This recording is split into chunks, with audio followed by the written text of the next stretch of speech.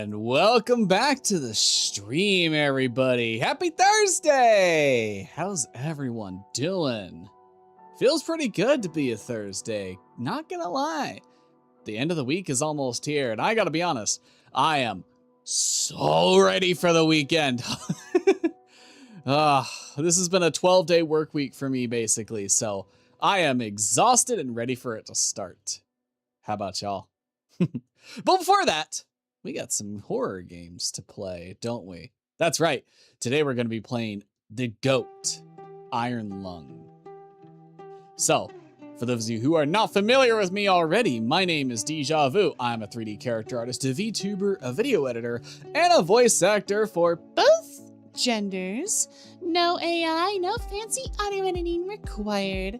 Welcome in, everybody. Hope you all enjoy the stream.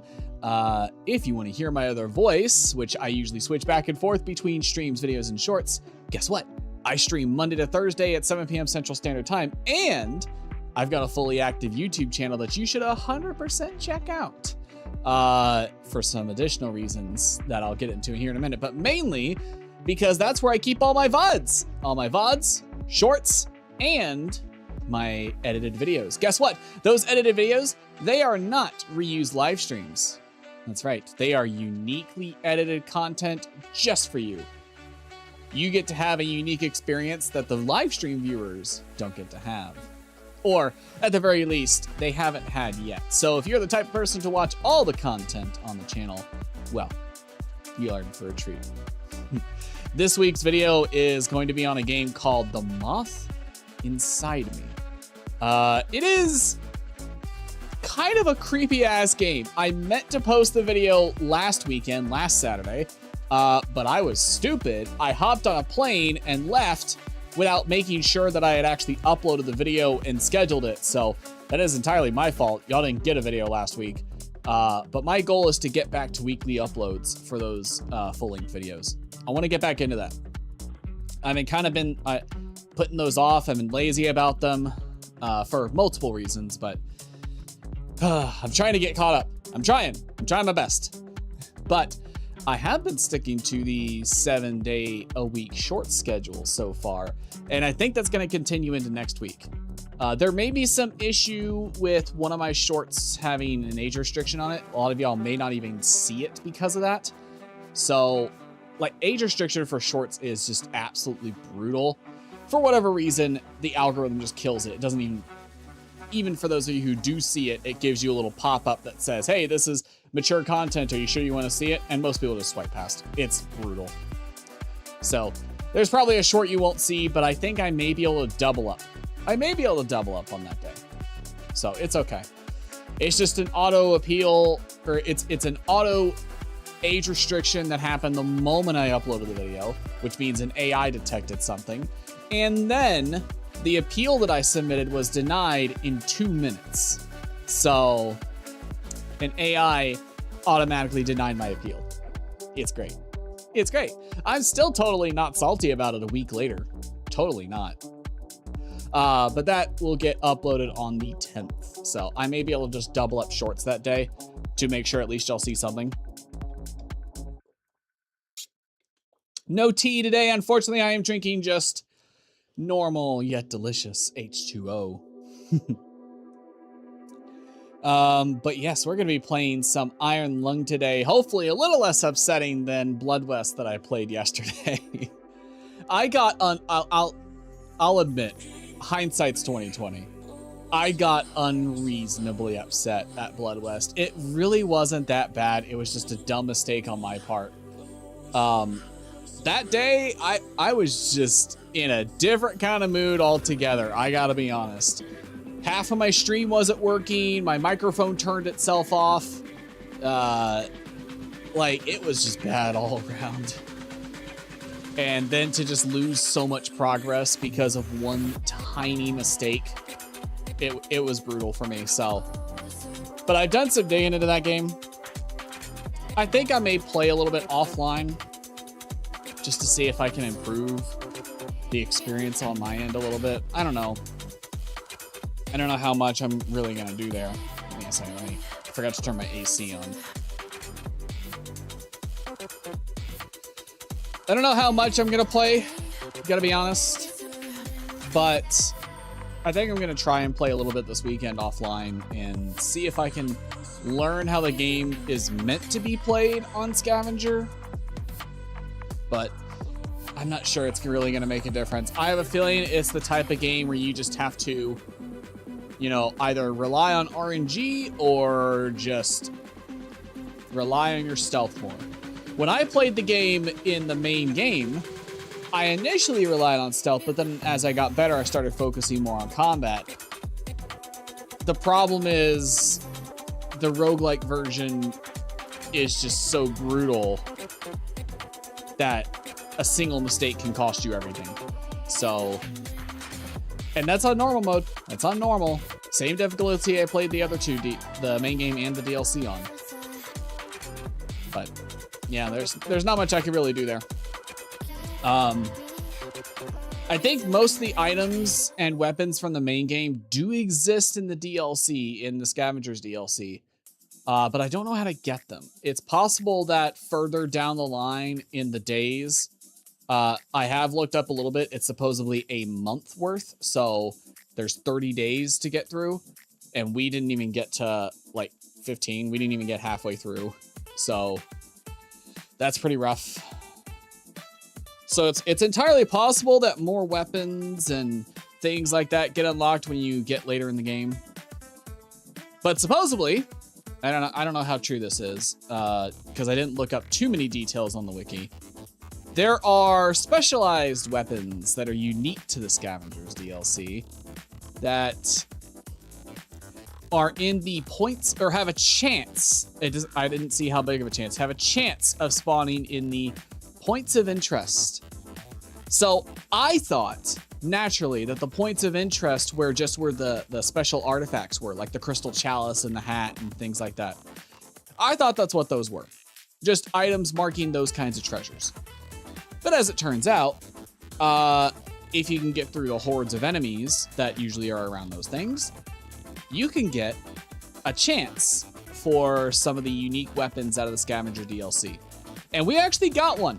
We actually did. That one weapon that's actually probably still sitting in the storage chest that does more damage but takes more health from me with every shot every day that we have it, that's one of the unique weapons. So every weapon kind of works the same way. The more days you have that weapon, the higher the pros get, but also the worse the cons get for each weapon. It's a weird system. I haven't looked at all of them. I really just looked up the shotgun because I'm like, I don't remember this from the base game. It turns out, yeah, that was what it was. It was one of the unique weapons. So I have a feeling that's how it's intended to be played, but I'll have to play some offline when I'm not feeling rushed and frustrated to figure that out. I'm not ready to give up on that yet. Now that I've got a cooler head, I'm not ready to give up on it. So there is a chance that we come back to Blood West because I am craving that game. Well, really what I'm craving is the experience that I got from the main game. That's what I'm craving. I liked that. I liked it a lot. So that's kind of what I'm craving. And Scavengers does kind of scratch that itch, but not really. I think what I should do when I play offline is probably play it slow. Probably play it really slow. That way I can figure it out. Because that's how I played the original Blood West, is I played slow. Slow and careful and sneak my way over to the objective. Someone put the... I should probably clip this, but somebody put the Scooby-Doo little sound effect when I do this. Just... Actually, it wouldn't really work because my feet aren't really visible. I would have to have the full view. But yeah, it's entirely possible that I may enjoy that game when I'm not rushing, so that's what I'm gonna try to do. I'm realizing, again, hindsight's 2020. I'm gonna be saying that a lot. I'm realizing when I'm trying to do these streams in 3 hours, I feel kind of rushed for some of these games. Like, oh, I gotta make progress. I gotta make progress. This has to happen in this short time frame. I think I just accidentally turned off one of my tractors. Nope, I'm good. I just hit it. I do sometimes feel rushed. And so when that happens, I tend to make mistakes. I miss things, which might make clippable good moments. But also, in the case of last night, might ruin my experience on a game. So we'll see how this progresses. I'm learning a lot about myself when I play games on stream. I'm more used to the bigger games, like before I moved to the 4 days a week. When I was playing on the weekend, the bigger games like this one would have been played on a Saturday. So I would have had a whole 6 to 8 hours to sit there and take my time. But I don't have that. So I got to get used to a different pace, I think. I think I don't got to be worried about time. I'm trying to think, where did that habit of... Oh, probably from me recording, huh?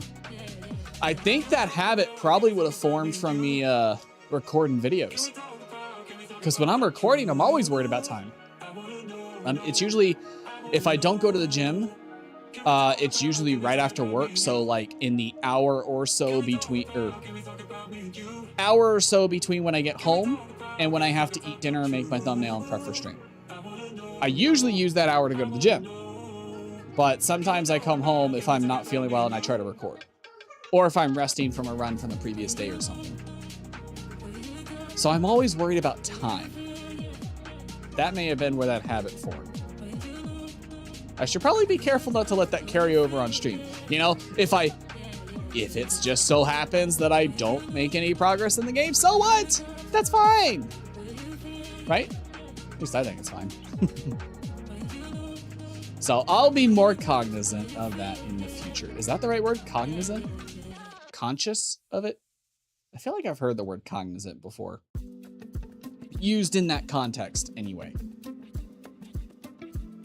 But yeah, I'm not ready to give up, and neither should you. Don't give up on me, okay? Don't give up on me yet. I've still got hope. Still got hope. But anyway, some other things I got to talk about. So, for those of you who have been on YouTube, you may have noticed the YouTube channel is growing faster than the Twitch. I have been holding out hope that the Twitch channel would grow a little bit more. And I've been focusing a lot on the interactive features there. But the YouTube side seems to be a lot more popular. So I've been putting this off to try and I'll be honest, it was something recommended to me. Keep the interactive features on Twitch so that people naturally go over there, but y'all prefer the YouTube side regardless, so I'm not going to deny you that anymore. I am going to bring as many of the interactive features from Twitch over to YouTube. It's going to be some work. I got to set up loyalty points, and then I got to set up redeems, then I got to connect them to VNyan, and then to Tangia, and a bunch of other systems, so it's going to take probably the whole weekend for me to test it out and make sure everything's working. You may see me do a test stream this weekend. It's not real. I'm not actually streaming. It's just going to be a test. But yes, that is going to be something that I'm doing.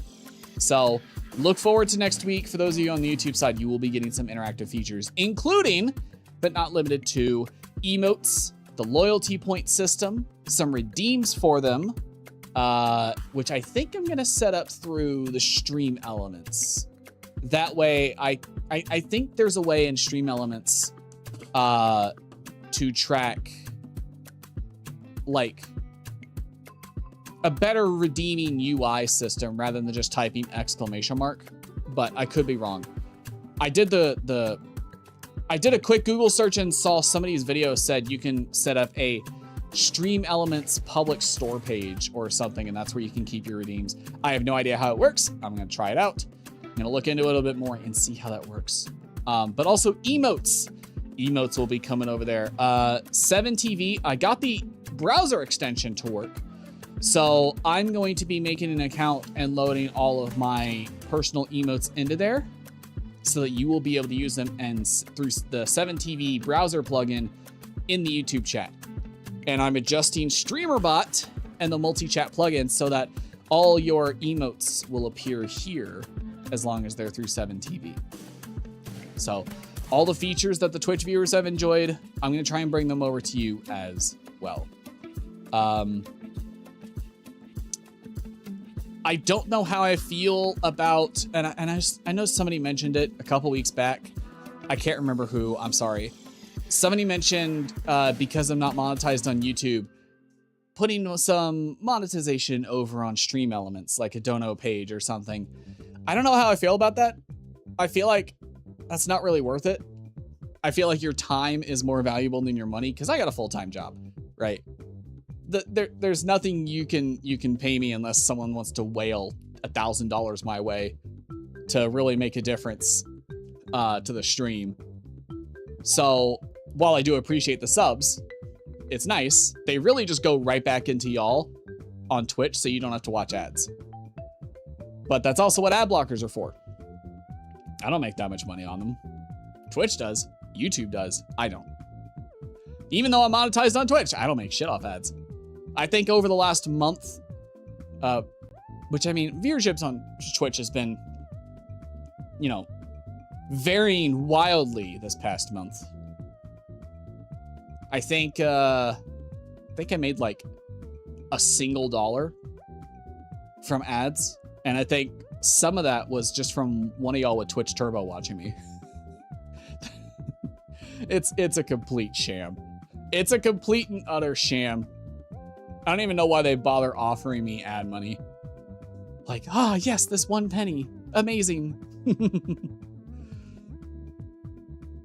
So I don't know how I feel about monetizing anything, especially monetizing like you not getting something out of it. Like if I'm gonna set up a dono page or something like that for you through Stream Elements or whatever, I want to make sure you get something out of it. So I got to figure out something that you can get in return that's actually worth that money.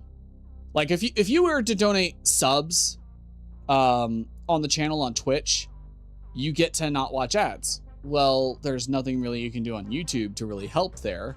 I don't have memberships or anything like that. So I just got to figure something out to make sure y'all get something. I'm fine with opening it up, but I want to make sure you get something. So I know there's a couple stores and like online services that will partner with even small VTubers to make products, themed products for them. And I'm considering doing that. I'm considering it. I think there's also a way to hook up affiliate codes that you have through Stream Elements and earn points that way, but I'm not sure how that works. I got to do some digging. But it would be interesting. I did get myself a Razer affiliate code, which Razer now owns Stream Elements. They like fully own it, right? They didn't just buy a stock or financier. I think they actually own it. So that is actually pretty interesting. I wonder if I will eventually be able to use my Razer affiliate code directly into Stream Elements to like, you know, include some kind of feature. I wonder if that'd be possible. Surely they would. It's their own platform now. Surely they'd let something like that happen. They'd set something up like that, I'm sure. I just realized, I don't think I ever pushed the go live button on YouTube, did I? Okay, I did. I did. We're good. Okay. I keep forgetting I have auto start set up, so I was like, I don't remember pushing the go live button. But also I think I fixed the vertical, so y'all should be getting the normal vertical stream over on YouTube. Actually, which reminds me, I know I said until about October, maybe November, I'm gonna kind of watch my spending for commissions and games. I do want to commission one thing. And I think I'm gonna go back to the same artist who made my current starting soon screen and ending screen. I think I want to go back to them to redo from the start. I want them to redo and make me a new set of starting soon and ending screens, if that makes sense. Let me see. That was Zadamugicha. I think they had another, like, that's their actual username. I forget what their name was on VGen. Like their nickname, their profile name. I forget what it was. But I want to go back to them, and I want to get some. This is probably the only thing I'm going to commission this year, or this government fiscal year. Which that's, if you didn't know, that's the reason I'm trying to be financially safe. I work for the government, so if we go to a shutdown, I kind of got to be careful with my spending until we're back up.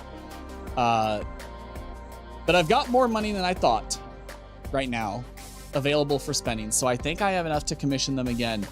And I want to get not only an updated starting soon screen featuring the new model, but also I want to get a starting soon, a BRB, and an ending screen made for the verticals.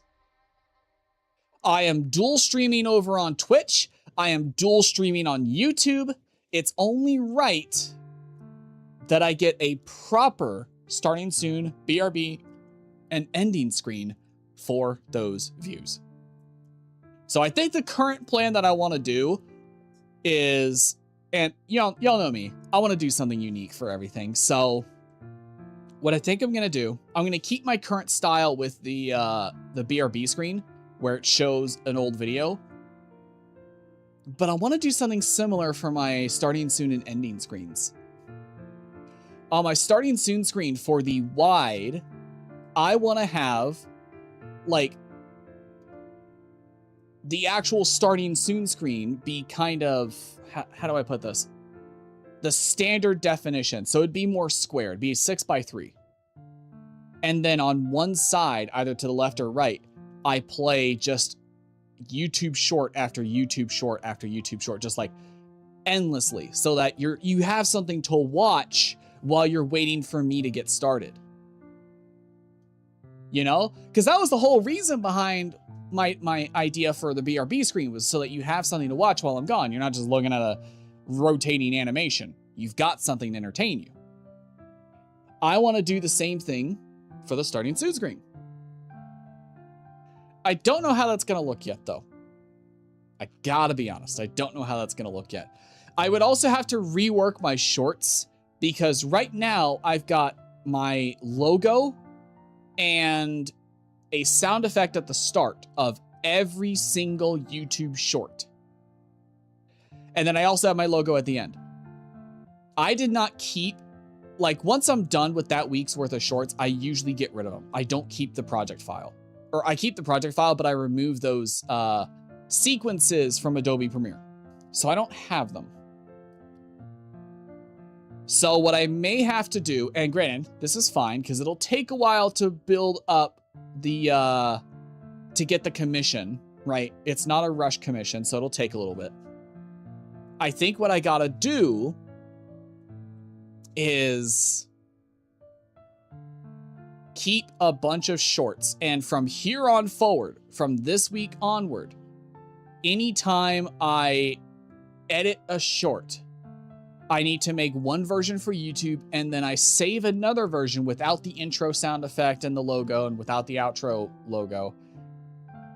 And I save that version so I can combine them later into a repeatable sequence of videos that plays during the starting soon screen, if that makes sense. I don't even know if the words I said combine together in a way that makes sense. But the idea is basically like, I gotta remove the intros and outros so that the videos just sequence together naturally, and you're not seeing like flashing lights and sound effects over and over and over and over again. It's a bit more enjoyable to watch in bulk like that. I don't know how that's gonna work. I may do a test run before I commission it, you know, just to see if that kind of thing would be enjoyable to watch over 5 minutes, which is about how long my starting soon screen is. That's about how long I sit there, is about 5 to 6 minutes to let the ads run. So, and then do final tests. So I think I may test it out, but that's kind of the idea I'm thinking. I don't know. I'm just kind of talking out loud at this point, just kind of spurting out ideas, because you never know. something might sound like a good idea in your head, but then it's really bad when you say it out loud. That happens a lot for me. I have a lot of things that I think are good ideas, and then I say it out loud, and suddenly it's not that great of an idea, is it? But yeah, my big focus right now is just bringing all those interactive features. Hang on, let me fix my view here. I seem to have rotated. I think I rotated when I went to go turn on my AC unit. I think that's when I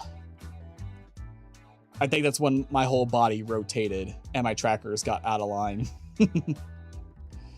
But yeah, my main focus right now for the next week is bringing the interactive features over to you lovely people on YouTube, because I know several of y'all have been asking for that, and I've been kind of holding out.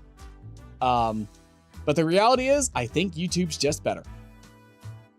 So the only thing YouTube needs to do better on is they just need to implement a channel point system, which I know for a fact with my luck, the moment I set up a loyalty point system, YouTube's going to come out and announce, hey, in 2 weeks, we have our own channel points coming to YouTube Lives.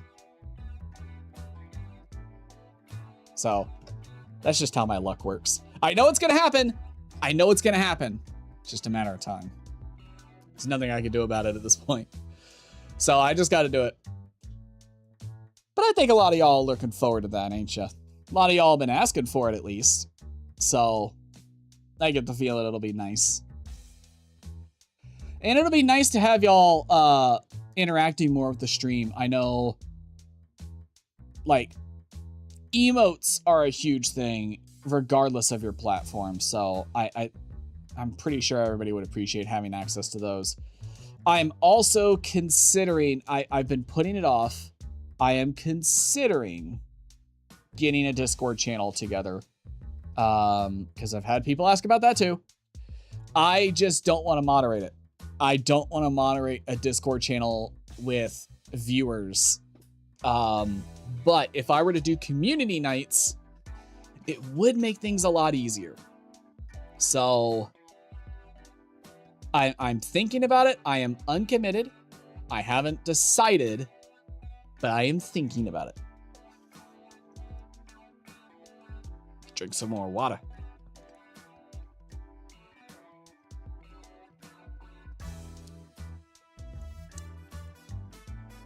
But yes, new thing coming. Cause I think the reason I'm itching for some new stuff here is because I finally rested from all the debut prep that I did, and now I'm itching for some new stuff. Because if I'm not working on something new, I'm going crazy. So I think that's the reason I'm constantly itching for new things. I don't. Is that a problem? I don't know. Y'all tell me if that's an issue I need to talk to my therapist about. Actually, maybe don't tell me that. Maybe it's funnier this way. Maybe don't tell me how I should live my life. Maybe it's funnier if I just act weird, you know, if I have my own problems, because then I can make them content. Let me see. Oh, for those of you who haven't been on the internet lately, the whole ownership thing that Sony's been pushing against. I don't know why they're so against game ownership, but everybody's fighting Sony. Everybody's still mad. I'm still getting the posts about no disc, no buy on Twitter. That's gonna keep going for a while, but it is slowing down. Excuse me. I was really fighting that hiccup. I don't know if y'all heard that. It was just like this. Oh God. I was trying so hard to not hiccup. Hang on, I gotta adjust my head rig. It's too tight. It's either too tight or too loose. Can never get it right. I think it's my hair. Maybe I just need to do an undercut in the back so it just goes right up against my head. But one of the things that's been relatively new coming up in those conversations about, you know, anti-Sony and anti-consumer practices is DRM free digital downloads. And one of the people coming out with those that has said, hey, all of our stuff's DRM free, you can download it, isolate it from the launcher, and you keep it forever, is GOG. Now, what's interesting here, I remember when GOG started and they didn't have jack shit. They were not a great platform. They didn't have anything. And ultimately everybody was just like, I'm just gonna go to Steam. In fact, there were people who were choosing Epic over GOG, which was wild. So I decided to take a look at it. I'm like, okay, they're getting a lot of hype. A lot of people are, you know, talking them up. A lot of people are hyping up GOG. How good is the platform really? And there's surprisingly a lot of games on there. A lot of indie games as well. I didn't think it'd be that many indie games. I figured a platform like GOG would be more focused on the AAAs. But it's actually more focused on AA and indie. And guess what? Their sales are amazing. Which, I mean, it makes sense. They're getting a lot of social media popularity right now. Their social credit is super high. So what a great time to run a sale, because everybody's going to be checking out the platform. You're going to make a lot of money. So it makes sense. It really does. And as y'all know, I am all for consumer rights protection and owning your product if you're going to pay for it. So if you are someone who missed the Steam Summer Sale, I highly recommend, I cannot state this enough, highly recommend that you check out GOG, because some of those deals are incredible. They are absolutely incredible. I think Deus Ex Human Revolution, I mean, that was just a game I saw in like the one of their promos they got going on. I think it was the RPG promo. It was like $3. It was wild. It's like 85% off on GOG. And I think Iron Lung is also on sale, oddly enough, as we're playing it today. Iron Lung is also on sale for quite a bit on GOG. So this kind of stuff's worth checking out. There's a lot of indie games, a lot of AA. It's worth looking at. And again, you own the game. Most of these things are DRM free. I don't know if they have a search feature that lets you search for which games are DRM. I don't know if they're all DRM free. But yeah, it's worth checking out. Also, there's a lot of retro games that GOG has brought over to their platform, which I think is nice. A lot of games that I'm gonna be honest, most of the time don't even work on anything Windows 10 or later. So actually half of them won't even work on Windows 7, let's be honest. So they supposedly work through GOG. I don't know. I think it's worth taking a look at. If you are wondering, because I wonder this as well, right? People always say, oh, Steam doesn't have a monopoly. They just have better market practices. They just have different market practices, right? If you actually take time to look at Epic and look at GOG and you look at itch and you look at other platforms, you see that part of the reason Steam is good is because their prices are low. They can do outrageous sales all the time. But you also look at some other things they're doing and it's not that great. Like they're running a gambling market. They run one of the biggest online casinos in the world. Actually, the biggest online casino in the world, I think. So not everything Steam does is great. But it's also just centralized. It's where everybody is. It's kind of like the argument of Blue Sky. Like, yes, Blue Sky is a little bit better in some ways, but everybody's still on Twitter. It's just a good central place for everybody to be. So it's also good to have all your games in one place, because God knows I don't want to sit through, like, I don't want to have 4 different libraries of games. It's bad enough that I got 2. I got my Epic Games library and I got my Steam library. Granted, most of the games I get on Epic are free. Most. I do occasionally buy something through Epic Store, but it's usually free. But yeah, I've been seriously looking at the GOG store, and there's a lot of good stuff there. So I think it's worth looking at, because you want to talk about competitors on the market. It's really Epic and Steam. It's really Epic, Steam, and GOG now. GOG is in a good position to push themselves up in the market to a reasonable position where they can actually compete. If they play their cards right, they may not just be a tertiary market. They could position themselves to be the primary market for a good number of people, especially those of you who are looking for AA and indie games. And those of you who really just want to ensure at all costs that you own your game forever. It's worth thinking about. I, for one, I'll admit, right? I, for one, will admit that I didn't even give them much thought until a little while ago. So I get it. I understand. I understand. No, like,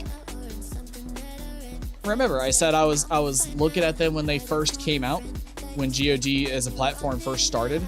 I know, that's old. That's me saying I'm old. But when you think about it, back then they didn't have much because they were just starting out. Kind of like Epic. Epic was just the platform for Fortnite back then. That's all it really was. And also Borderlands. Borderlands put their stuff on there. But that was it. It's very different now.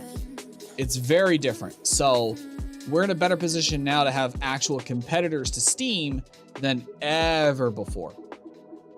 It's worth thinking about. Don't put all your eggs in one basket, because remember, Steam also has revocable licenses. You don't own your games. Now, there are some games on Steam that don't have DRM, and you could probably download it, isolate it from the launcher. There's ways to do it so that Steam's not looking for the license and the DRM. So they can't revoke it from you. But that is what they sell you. In fact, it was because of a lawsuit that they have to put that on all their sale pages. So when you're going to buy something and you're paying for it, now Steam has to put there that it's a revocable license that you're buying, not the game itself. Now, most people just scroll past that and buy it anyway, but it does matter. It does matter. So if that is a even possible concern for you,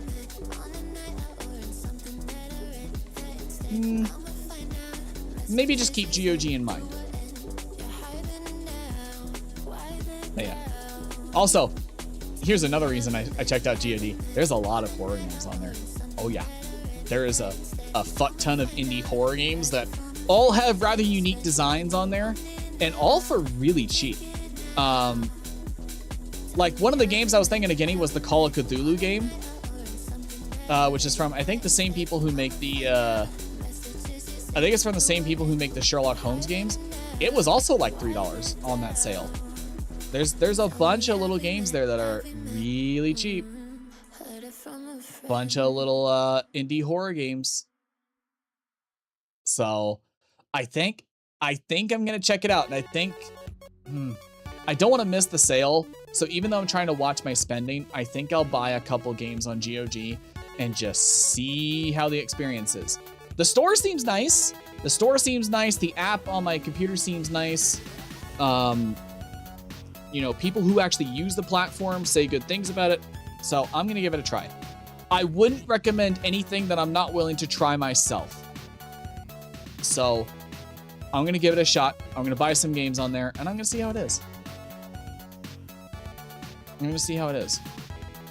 However, I got to be honest, when it comes to finding true indie horror games, itch.io is still king. It just can't be beaten. Every week, there's some new cool shit on itch.io, which reminds me, I haven't actually been on the website this week, so let me check that out and see if there's anything neat looking. Oh, and while I'm looking at the itch.io page, just figure I'd mention the issues from last week with StreamerBot. I realized what was happening. I finally figured it out last night. The thing about StreamerBot is I have it set to auto update. I've turned that feature off because that was the issue. It auto-updated, and when it updated, it turned off the fucking WebSocket.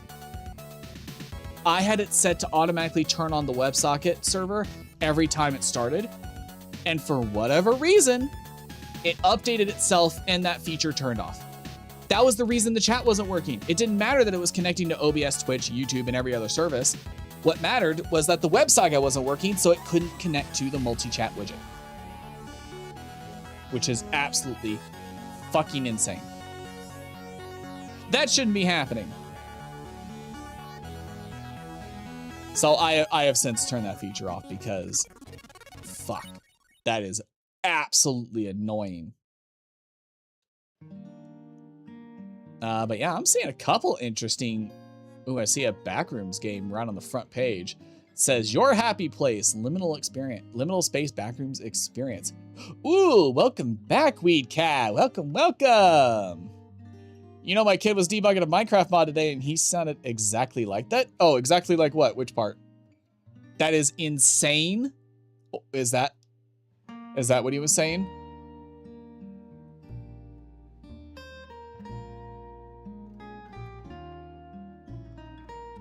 I'm curious. I've said a lot of things in the last 20 seconds. The part where you were having tech. Oh, yeah. So here's the thing. I also do, well, I say I do it. I have not done it in like 6 months. I have a degree in game design. So I also do work in like Unreal Engine and Unity. Not to mention I'm a 3D artist, so I do work in Unity for this whole get up here. And let me tell you, bug fixing always sounds the same. What the fuck? Why is this happening? Why did that work? It sounds the same no matter what system you're working in. He was trying to get an animation to work. He's in cooking school, so it's a hobby. Honestly, it's probably the best choice right now. The games industry is not as stable as it's been when you and I were growing up. So, yeah. Don't be like me. I got a game design degree, and the moment I was getting ready to graduate, the whole gaming industry started fucking falling apart. So, at this point, my only job that I could probably get in games is in academics. Which, I mean, that is an option. There's a couple of my professors who never actually worked in games. They just did research and have game degrees. I don't want to be like that. That's what I told them. That's good advice. That's good advice. But also, it can be a hobby, but the best way to get to success these days is no longer to get your degree and then go into the games industry. It's to just make games. Make games, make mods, and then go to, like, this is what people do. They make games, they put out like 5 or 6 games on itch.io or mods for a game, and then they join a game jam, and they join a team, and then they all make a game together, and then maybe they make more together. Maybe they form a studio and start putting out games in their own time. Maybe they make money, and then they start doing that as a job. That's how so many studios have formed in the last few years. So it's like a mechanic who doesn't drive. Exactly. So you just got to make games. So it's good that he's doing that. That's more than I've been doing. I've been playing a lot more games, and I'll be honest, I think I've made more on the 3D model. Like, I've been doing more 3D modeling the past couple years than I have been actual game stuff. So I should probably refresh myself on Unreal and maybe do a little bit of game development. I don't know.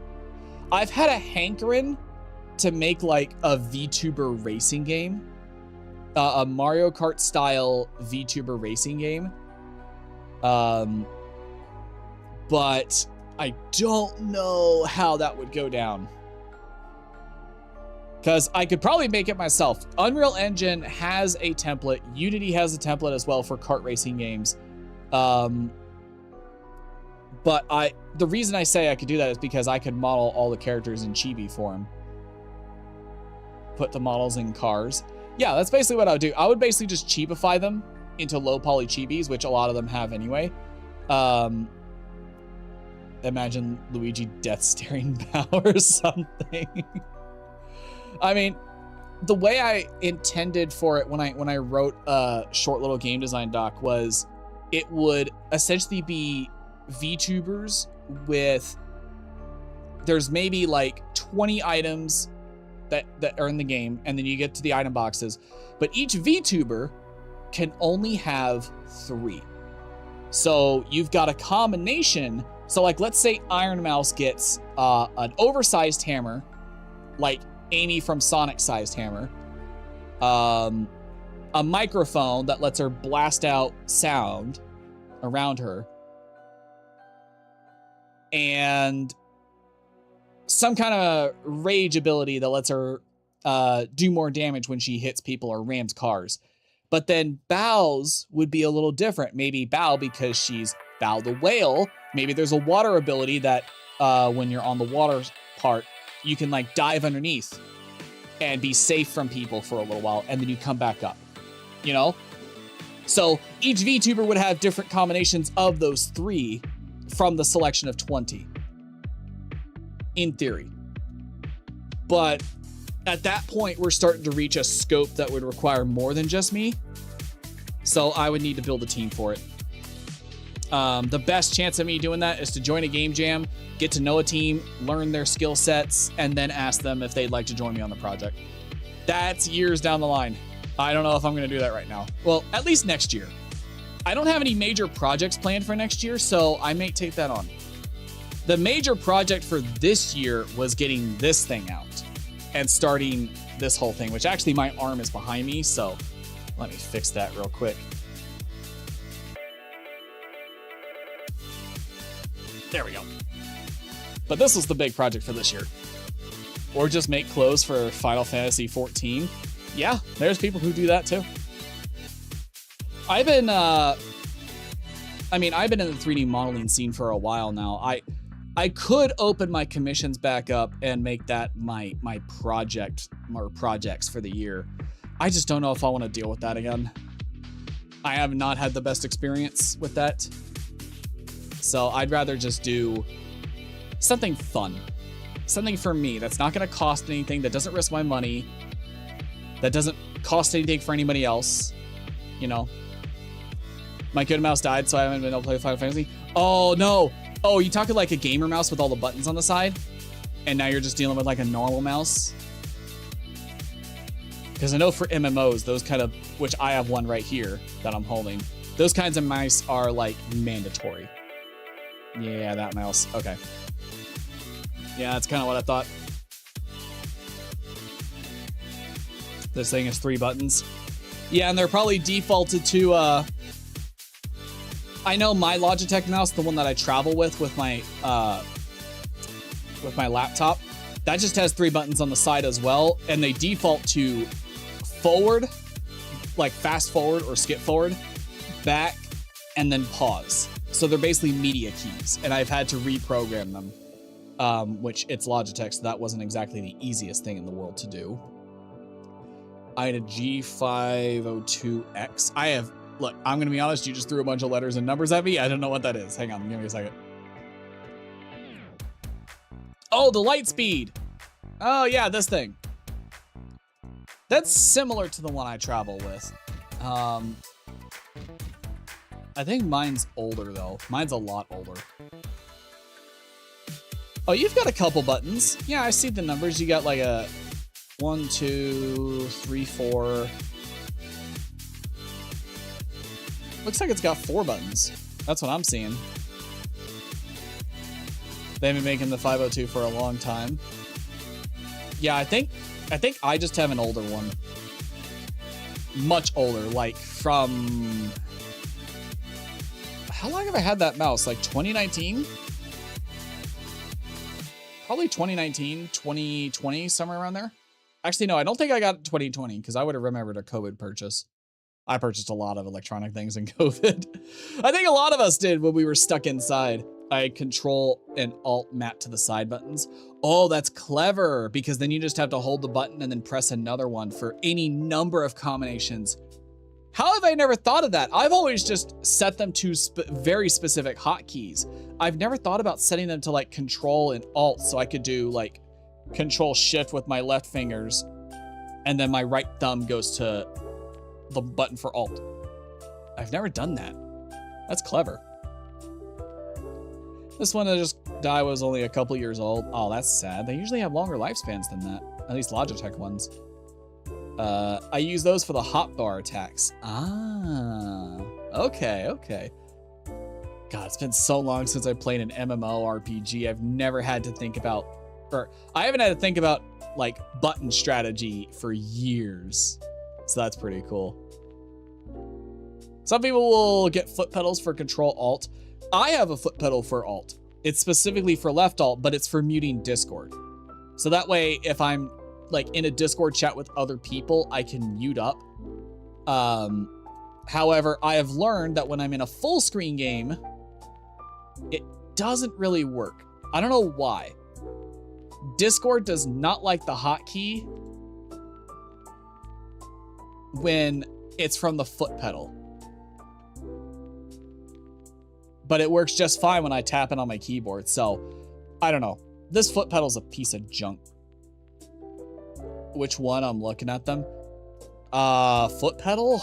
That's a good question. I think I literally just looked at Amazon, typed foot pedal, and got the cheapest thing. Yeah, this thing is awful. I've been thinking about getting like a set of 3 that I saw on Amazon.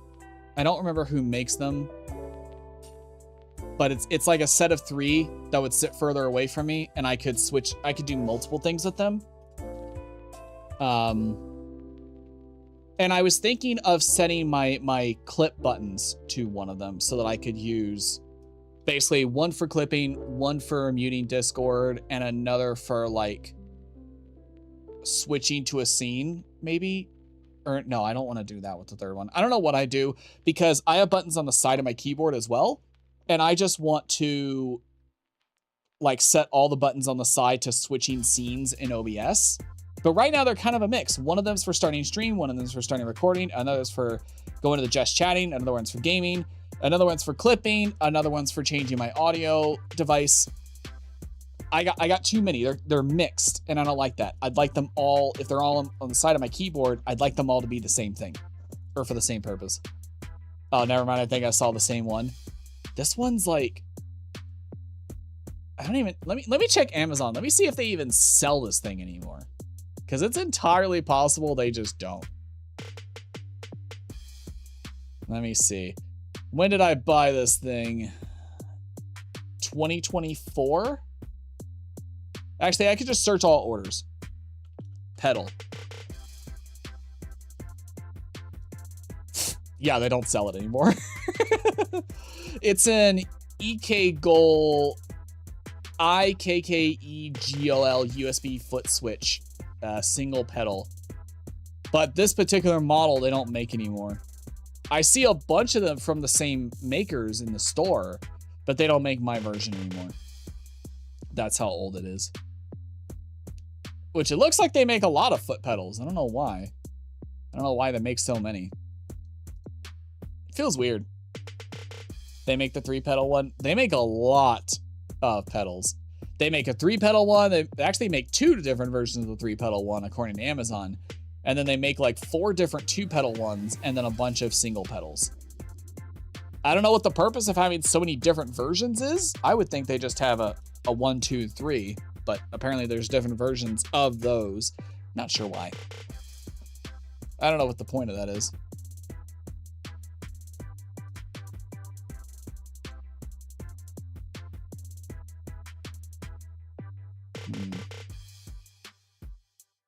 I think they've always made a 3-pedal one. I think that they just made upgraded models. I think that's all that's happened. They just upgraded. They've updated their design. The only flaw in my Final Fantasy setup right now is that I have to move my mouse hand to the numpad for some status effects. That's what we call inefficiency right there, buddy. You gotta fix that. That's lost DPS right there. Even 1 point of DPS is DPS. If that boss is at 0.01%, you didn't DPS because you had to take your hand off your mouse. That's your fault. It's almost like I've heard that exact argument from somebody in a raid. I know the MMO toxicity because I've been a part of it. the MMO mouse is the answer. Exactly. That's why you got to have all those buttons, so your hand never has to leave your mouse.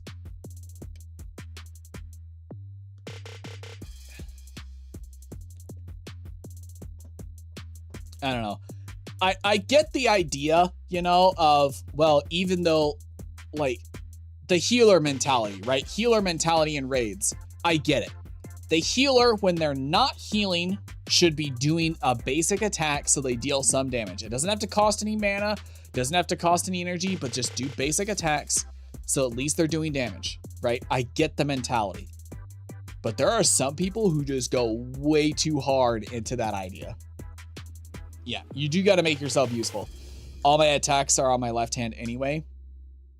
I agree with putting most of your stuff on the left hand. I set, like, when I was playing Guild Wars, I set a lot of stuff to my first 5 numbers, and then Q, E, R had things, F had another thing, Z and C had other things, and then X was, I think, my dedicated mount button.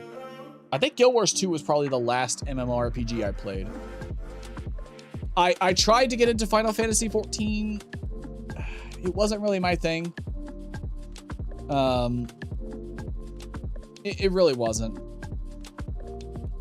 I think at the time when I tried to get into it, I was probably just burnt out on MMOs. That's probably the reality. I was probably just burnt out. Final Fantasy 14 is never things. Yeah, but it's very popular for good reason. It's got some good systems. Same with Guild Wars 2. People wouldn't play it if it didn't have some good things about it. So I think I was just so burnt out on MMOs at the time that I was like, I don't know if I have the patience for these features right now. And also, they're both huge time investments. But I find the server I'm on is fairly non-toxic. I've never actually, like, toxicity in MMOs has never really driven me away, because I learned to just ignore those people and just not associate with them. There's plenty about MMOs you can enjoy without having to interact with people like that.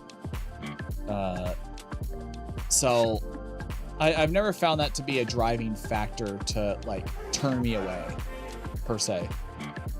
While it is nice, it doesn't bother me that much. Honestly, believe it or not, if your MMORPG has RP servers, just go to the RP server. You will find that that's probably the least toxic area. People still do content. They still do content. It's just there's a lot of RP going on. There's a lot of roleplay. That's why I trade on the markets. Ah, so you're a spreadsheet simulator kind of guy. Spreadsheet Simulator 2026. God, that's there could be. I know if you try to enter into training on markets to people who make that their life. For a while there on Guild Wars 2, there was somebody who was literally controlling the market their entire life. Every single item in the market had their name on it. They had something. They had, if there was an item that could be sold in the market, they had a version of it for sale. And they made it their life to, like, control the markets and the value of everything. And I remember hearing somebody got in, they're like, yeah, I kind of like playing markets. I want to kind of dip into this. And that person, like, they got their IP address, they doxed them, they did a bunch of other shit, and eventually the person just stopped playing Guild Wars 2. Like, that got toxic. I got toxic real quick. But I don't think everybody's like that. I think that person is just overly obsessed. Took it way too seriously. Jeez, I feel bad buying up all the cheat material and marking it up. I mean, if you're doing a little bit of that, it's fine. But when you're trying to control, like, the entire player market, yeah, that gets a little excessive. But, like, material markups, that's always been a thing. That's been a thing all the way since back in, like, World of Warcraft. Like, baseline World of Warcraft. Everybody would always mark up the materials, especially, like, the early ones. Like, that was classic. In original World of Warcraft, I remember going like, man, linen's hard to get. Let me see how much it is on the auction house. Oh, a single stack of linen is 80 gold. Wow. But a tiny markup, that's fine. I think that's fine. No, it's just the tiniest bit of price manipulation. That's fine. You don't need to have these huge profits. You just need to like make, if you make like 5 of the, we'll say copper, silver, gold. If you make 5 copper per markup, that's all you need to make, right? You buy it, you mark it up 5 copper, boom, you made a profit. If you're doing hundreds of those transactions, you're making boatloads of money with no effort and nobody notices. Oh, that's why all the level 1 material is still valuable? Yep. It's also in games where the crafting system gives you experience points. A lot of people will just whale all their gold and their currency onto the new character, and they will level up all their crafting to just power level through, and then they don't have to like sit through like world quests and stuff like that to deal with levels. They can just sit there and craft all day and just power level through it. It's certainly a strategy. It's not one I like or agree with, but it's a strategy. And they're not paying too much attention to exactly how much they're paying. Exactly. If it's a 5-cent difference, nobody notices, right? That's kind of the idea of like sales tax, right? Sales tax is supposed to be big enough that you make money, like a significant amount of money, but small enough that people don't notice. Okay. Now, when people are making small purchases, they don't notice, right? Because tax ends up being like a very tiny percentage, sometimes not even a whole cent if it's a small enough purchase. But when you're making like a purchase on a $4,000 television, you suddenly notice the sales tax. But when you're working on small items like early game materials, crafting materials, yeah. Devil's in the details. Exactly. Exactly. I think there was a thing, there's a lot of stories that have been told on this of like, actually, wasn't this part of that movie about the guy who just got so sick of coming into work, he stopped caring. He's like, Bob, I got 8 different bosses right now. 8 bosses? 8, Bob. 8. So when I screw up, I got 8 people to come and talk to me about it. What is the name of that movie? I forget. But there was a thing in that movie where one of the guys was like, if we just alter the code so that we Office Space? Yes, Office Space. Thank you. Was it the whole thing there where one of those 3 guys is like, look, all I have to do is edit 1 line of code and we mark up this 1 fee by 1 cent. That 1 cent will get redirected through 8 different accounts and then to us. And we will make millions off of that 1 cent that nobody's gonna notice. And that plot point has been redone so many times, and it's true. Yeah, the Superman 3 plot. You're right. It's been done so many times, it's true. Nobody would notice a 1 cent difference, right? Especially when you're like let's say you do shop somewhere regularly and you notice a fee went up. And you're like, oh, God, the economy is horrible. They upped their fee by 5 cents. Even they're struggling. When the reality is the clerk probably didn't even notice. Nobody questions it. They're not thinking it's suspicious. It's the perfect crime. Except a lot of people try that and don't get away with it because there's a lot of systems that detect that now automatically. But I mean, the logic is sound. No, that's someone quietly clicking up a dial somewhere. Yeah. Yeah. Oh, speaking of clicking up a dial. So, speaking of clicking up a dial. So I work for the government, right? I'm in the military. So sometimes I got to make phone calls to people outside of the military to a civilian agency for my job, usually locals. And have you ever stopped and heard a clicking noise during your phone call? That usually means, if you hear that, that usually means somebody's monitoring it, especially when it's done through landline. And I heard that clicking noise, and I was like, I'm gonna call you back. Because I was like, that's not a good sign. That usually means somebody's listening. And I haven't had to think about that for quite some time, but a while back, I remember a couple years ago, somebody mentioned that to me. They're like, yeah, because of the work we do, it was when I was taking this current job. They're like, yeah, because of the work we do, sometimes you're gonna make calls, and be aware, somebody's probably listening, because that's just what they do when you call random people on a civilian line. And I'm like, okay, never thought too much about it. And then a couple days ago, it happened. Was it a couple days ago? Was it last week? I don't even remember. It may have been yesterday, and I don't even remember. But that's wild. Just the thought, the notice, the slight like itch in the back of your head when you hear it, and you're like, someone's listening to my conversation. So they tell you you're gonna do it. They're gonna do it. Fair enough. It's part of the job. It's just,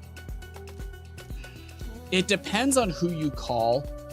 Like if you call, let's say I'm not gonna say what I do, but let's say I am a contracting officer with the Air Force. And so I call company A to try and compete for contracts. Well, now I got to talk to company B and say, hey, company A is making the same offer. What's your bid? But when I'm talking to company B, somebody in a higher office out of DC knows that company B is suspicious. So they're monitoring all contracting calls going to company B. Sometimes that just happens, you know?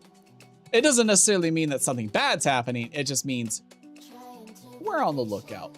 We got to know if something's up. It's the military, right? They got to be careful. It's not like they're monitoring civilian phone calls. Like, it's not like they monitored my my cell phone. It was a landline at my government office. But still, it's something you got to think about. And you're on the other end at the time. Yeah. It just so happens that I was the person who called them, and so I'm at the other end of that. I'm just getting caught up in it, but it's good to know, and it kind of freaked me out a little bit. It was just a little awkward, yeah. But anyway, I realize I am rambling. We're supposed to be playing Iron Lung. Granted, actually, I think it's a good thing that I've been rambling, because Iron Lung is a little bit short. I have watched the movie. Oh, how did Faith go? Faith was amazing! Faith was incredible. Let me calibrate my trackers, and I'm gonna get up and move around anyway. Yeah, Faith was incredible. One of the best games that I've played in quite some time. My God. Oh, it was incredible. Like, it was so good, I went back through. You can still watch the VOD. I went back through to try and get a different ending in Faith 3. It's so amazingly messed up, beyond amazing. And yes, it's messed up. There are some really dark themes there that took a while to process. I think I'm still processing some of the darker themes there. Like, I realized a couple days ago, I think it was like Sunday night, I realized this. I was just sitting there thinking about Faith, and I'm like, wait a second, the twins weren't real. The twins were never real. She was having birthday like the mom. The mom was having birthday parties. She was buying clothes. She had a room set up for them, but the twins weren't real, which means they either were lost in a miscarriage, which would explain a lot of the notes from her talking about the incident. But then also, like, the fact that we couldn't find any evidence of the twins themselves. They weren't in family photos. They weren't even in drawings. Nothing. We were following a trail left by the mother. Dark as a black hole. I don't know if it's necessarily that dark, but it gets pretty dark for sure. Especially with how Amy was treated and how she was manipulated. God, that is awful. I do feel so bad. Well, I mean, it's hard to feel bad for a fictional character, but like, I don't know. That's it. What happened to her was dark. Creepy guy. Hang on. In my chat that just shows up as creepy guy, is that an actual emote? Oh, nope. Damn. But yeah, Faith was incredible. The dev is working on something else. They're working on another pixel art style horror game that is mixed with like live action scenes, which I haven't seen a game like that since like Dark Tower. Was it Dark Tower? Was it Clock Tower? It was something like that. It was an old horror game that was really difficult, really punishing. I haven't seen something like that in quite some time, so it'd be an interesting thing to see from that dev, but I'm keeping an eye on them because I want to see what they make next. Then there's that banger of a track at the end during the boss fight. Yeah, no kidding. No kidding. Granted, I had to listen to that soundtrack quite a bit because I died and died and died and died again. But it was a good soundtrack. I enjoyed it quite a bit. Oh, and having the boss fight itself be kind of a puzzle for me to figure out. Like, I think it took me like 3 or 4 deaths to actually figure out how to kill the final boss. And it was getting to the point where I'm like, you know what? It doesn't hurt to just try it, right? I'm just gonna try it. We're gonna see how it goes. I'm gonna go into this fire. There's a purpose for these braziers. No other brazier in the game has lit me on fire like this. I'm gonna run into it, and I'm just gonna see if I can light the ghosts on fire, because I thought I had to light the spirits on fire, but no, it's just the corpse. Just gotta light the corpse on fire when you get to that final phase. So I like that it made the final boss kind of a puzzle that is unique, and I like that. It wasn't just a hold your cross up and keep fighting like the other bosses, right? Just learn the pattern. There was a puzzle you had to figure out. That's right. That's about right. I think most take at least twice. Yeah, it is really hard. It was really punishing, but I think it took me 2 tries to get through each phase. And then once I got to the final phase, I was like, okay, well now I just got to figure out how to kill the boss. So it took me about 2 tries to get through each phase to learn the patterns there. And then it was just a matter of actually figuring out how to finish it. But it was so good. Honestly, it makes me crave more, but I know if I go back into it, it's not going to be the same experience twice. So I just got to look out for similar experiences from the devs. So I may play their next game. I may play that. I watched a lot of playthroughs, and that's pretty good. Hey, that's good to hear. Glad to hear that I'm actually, you know, I'm not terribly that good at games. So it's good to hear that I'm up to par at least. So, all right, we're gonna jump into Iron Lung. So for those of you who are not familiar, Iron Lung is a game by David Zemansky. David Zemansky's made a bunch of games, a bunch of horror games, little indie games. Iron Lung's just the one that really kicked off. I am familiar with, like hearing about some of them. I think I've seen Markiplier play some of them in the past, like well before Iron Lung. But I have seen the movie. I know Markiplier's played it. I know a lot of people have played this game. I have never seen a full playthrough. I have never played it myself. So this is going to be a first for me. I have seen everything else created from it, just not the game itself. So this is a first time experience, and I'm looking forward to it. And following tonight's playthrough, next week, I've got a whole bunch of David Zemansky games lined up. So we're going to play a whole bunch of them. I don't know the order per se, but we're going to play them because I got them in a bundle. So I think it's a good time to experience it. I don't know what game David Zemansky's working on right now. I know he's like collabing with other devs from the New Blood publishers on a couple projects. I think he's even working on New Blood or on Gloomwood, I think. I'm not sure.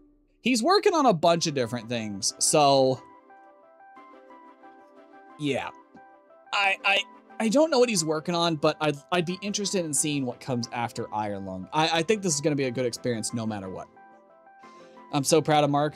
I've been watching his content since a couple years since he started. Same. I think I wasn't there at the start, mind you, but I did join.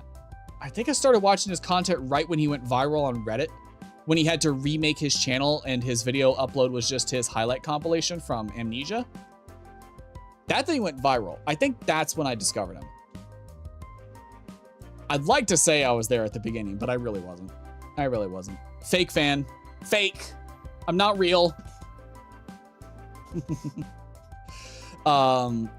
But yeah, I think there was probably a period of time around 2014 when I was in high school when I was graduating high school that I probably stopped watching him. And then I started watching him again. But yeah, the movie, I think I started watching him again when he started making his extended skits, like A Date with Markiplier, A Heist with Markiplier, things like that. His extended projects. That's when I started watching him again. Oh, that's before I came in? Ah, gotcha. So I got seniority on you. No, I'm not gonna flaunt seniority on something like that. But yeah, I started watching him again when he started doing that. So seeing him make a full feature film was incredible. And I am so proud of what he's been able to accomplish.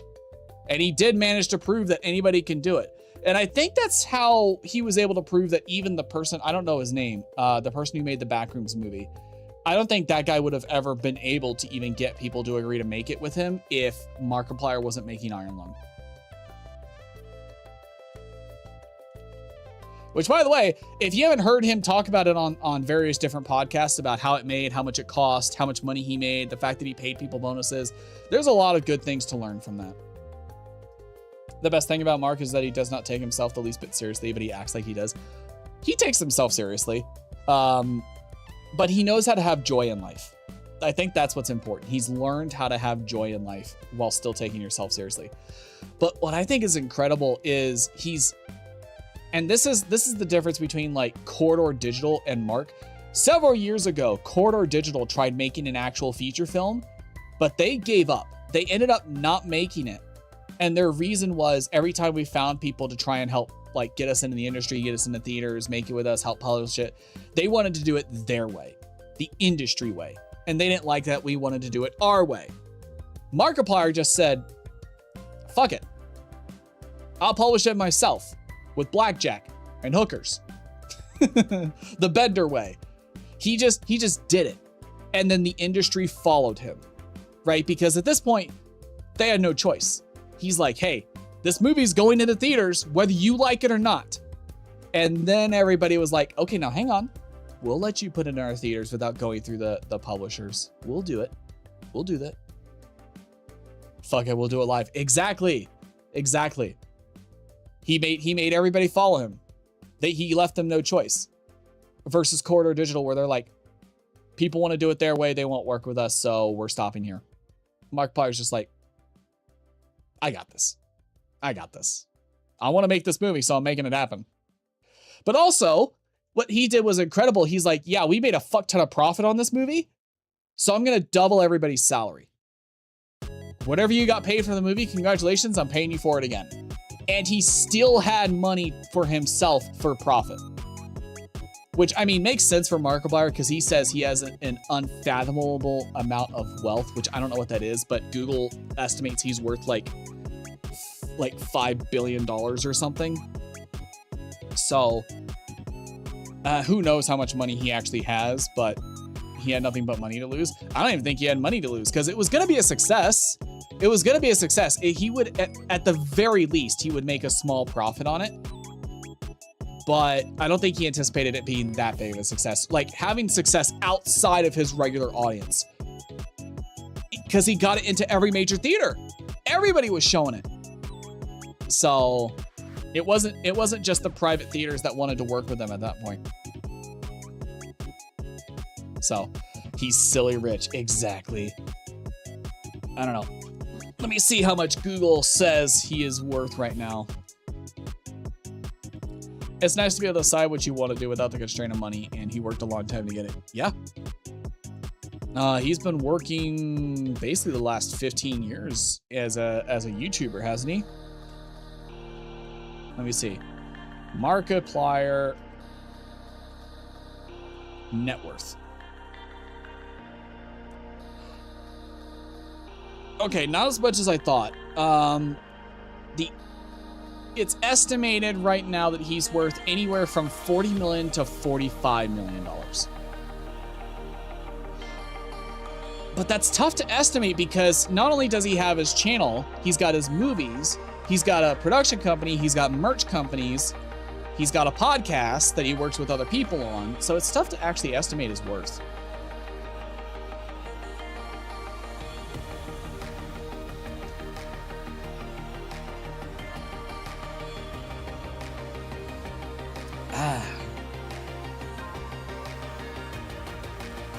I think I heard he himself makes 9 figures a year. That wouldn't surprise me, but he also spends a lot because he's paying people full-time salaries to work on movies and these bigger projects.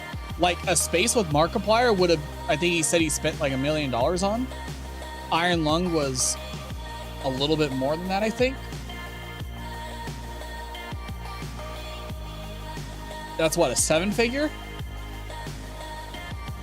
So it wouldn't surprise me if his total revenue is like at least 8 figures, maybe 9 figures. But he also spends a lot of money. And this is what I don't understand. Like, have you heard the Mr. Beast argument? If he's been smart with his money, I think he's set. Yeah, he's probably set for life. I don't think he has to worry anymore. Kind of like PewDiePie. I think PewDiePie is also set for life. I think a lot of the early YouTubers who are at that level or were at that level, I think they're all good to go. I think they're good. That's why PewDiePie retired so early. He's like, I don't care anymore. I'll just make the content I want to make. But have you seen hang on a second, let me rotate my ass around here. Now they're just doing it with everything they want. Exactly. Have you heard Mr. Beast on a podcast? He said like this multiple times. He's like, yeah, people think I'm rich, but I'm actually like broke. I actually got negative money. And I'm like, that is entirely bullshit. You literally like give people multi-million-dollar prizes. And not to mention, you're paying for content creators to come in, which by the way, yeah, a lot of those things, apparently content creators just get paid to show up to this big, like, I put everybody in a box. You know? I put all these content creators on a shark-infested lake. The survivor gets $18 billion. Like, really? Really? Even if it were true, all that would mean he was dumb. Yeah, and not to mention he's throwing an absurd amount of money into crypto schemes with Logan Paul and the other people on the podcast that he's on. So I don't believe that. I think he's got probably around the same amount of wealth as Markiplier. Just given his views on YouTube all the time. He can definitely afford, like if Markiplier's regularly giving out that kind of cash, he can definitely afford it too. So yeah, that can fuck off. But anyway, Iron Lung! It has been a long time coming for this game, hasn't it? Oh yeah, it has. This is combining 3 of my worst fears. Yeah, being in a tight confined space without a window, being underwater, or in this case, under blood, and being stalked by a giant monster that you can't see. All my worst fears come to life. So I think we're gonna have a great time. Totally not gonna piss myself. On that note, I'm gonna drink some more water before we dive in. Now this game's about an hour long, so hopefully it's not any shorter than that. I don't want to cut the stream too short, but just understand that it's about an hour to an hour and a half. Hopefully we get through that. Sometimes I play these games that are supposed to be 2 hours, but then they end up being like 20 minutes for me. Hopefully that doesn't happen here, but we will see. Now I did see something that there was an update to this game following the movie that was called the behind the scenes update. I don't know what that means.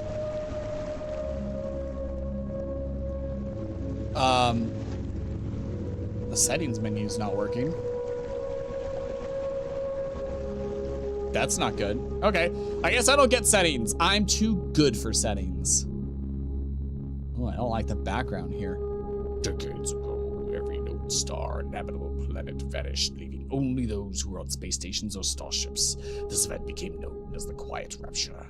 With supplies dwindling and infrastructures crumbling, survivors are searching for any natural trace of natural resources in a universe. Oh, I don't like how the music stopped. And a universe of barren moons lit by the ghost light of vanished stars. One such moon holds a strange anomaly, an ocean of blood. You are a convict, tasked with exploring this anomaly in a makeshift submarine nicknamed the Iron Lung. It was not designed for this depth, so you'll be welded inside, and the forward window will be closed. There was no time for training. If successful, you earn your freedom.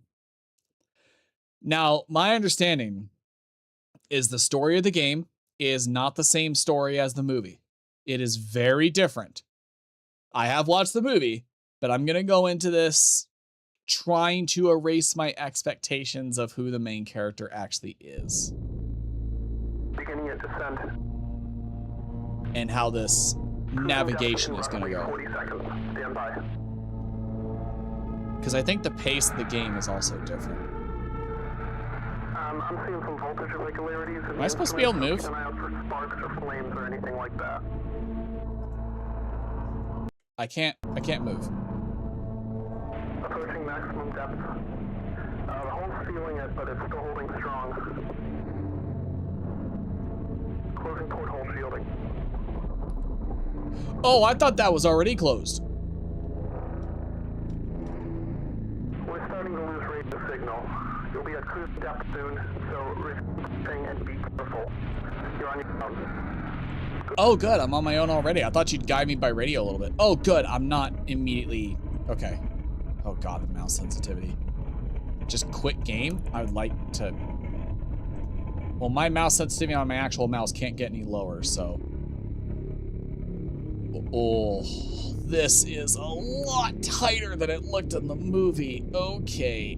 I mean, that makes sense. They had to make space for cameras and stuff, but...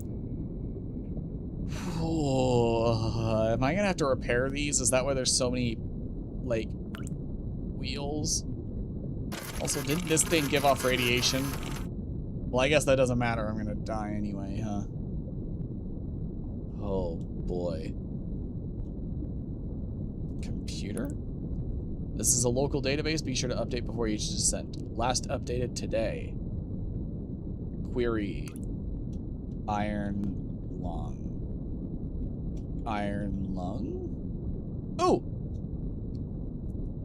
Oh, the SM-13, one of 4 in-service underwater crafts fashioned by the COI for use in conviction realization in the blood oceans. There's multiple? It is designed for deep liquid photography and analysis. Redacted. Interesting. Is there a way to remove that redacted? I wonder.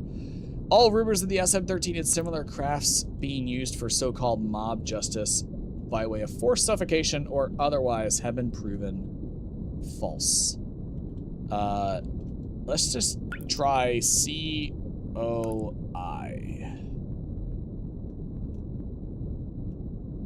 The Constellation of Iron.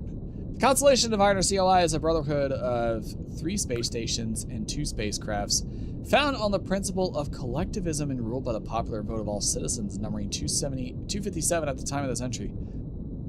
Wait, that's the total population? 257 people. That's it? This is Apocalypse. Okay, I thought it was maybe a bit more people than that. Its name comes from the iron and steel materials its 2 main stations are constructed from, and the principle of unity and togetherness in the face of menace from other surrounding stations such as Eden. What is Eden? Space Station Eden is the largest man-made structure that still exists in the wake of the Cryot Rapture. It was formerly the main station for Mars, and the populace, still maintain a strong sense of Martian patriotism and independence, making them a constant threat to the sanctity and security of the COI. It has a current population of 460. Okay, so we're getting closer to 1,000. That's good. And has the only known remaining trees in its interior garden. The COI considers Eden a threat to all collective well-being after their imminent attack on Filament Station. Okay, I recognize that name from the movie.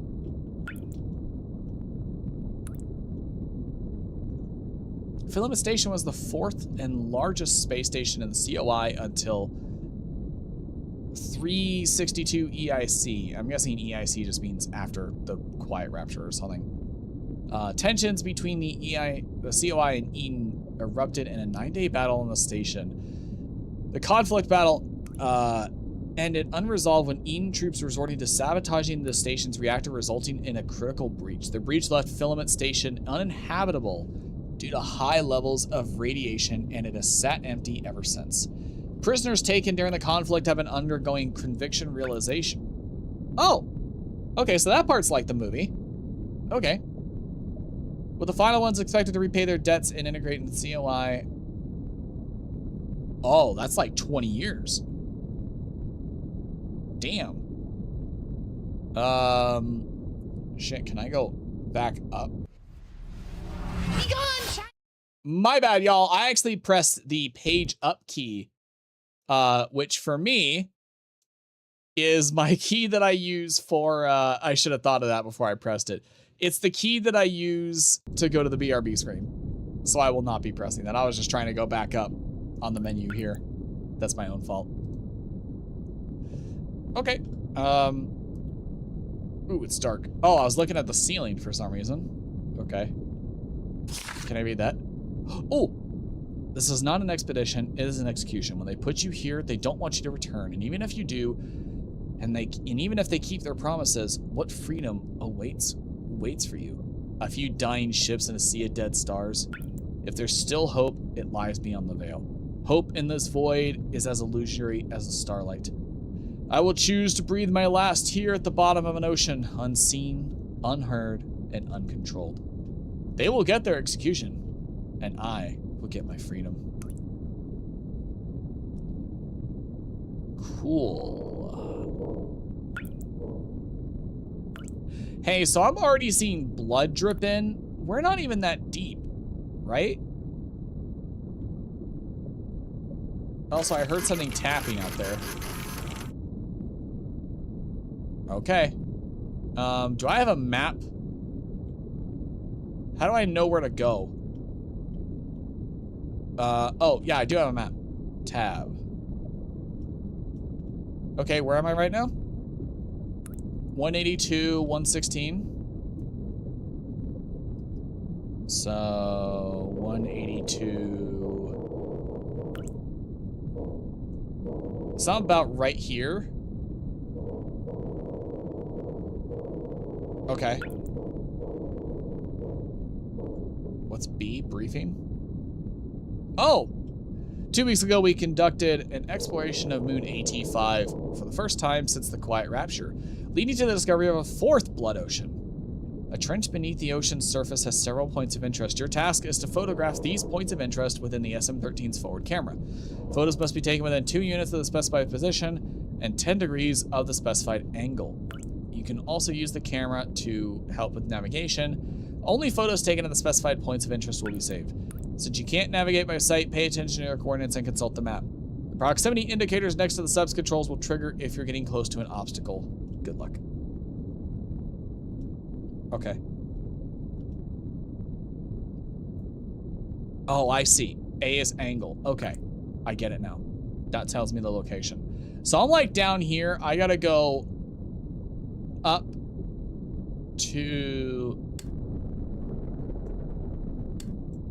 That's a fast spin, but I gotta go that way. Okay, so I gotta hold it.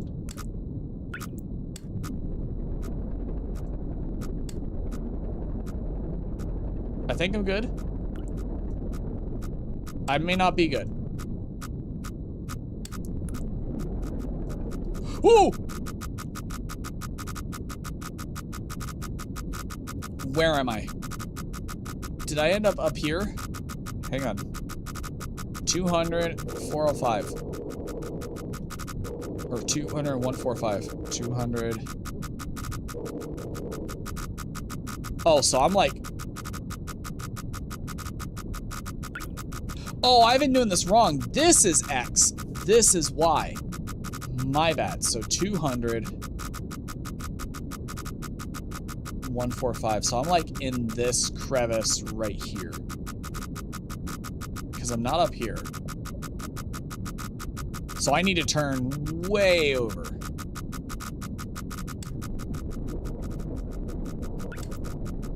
My bad.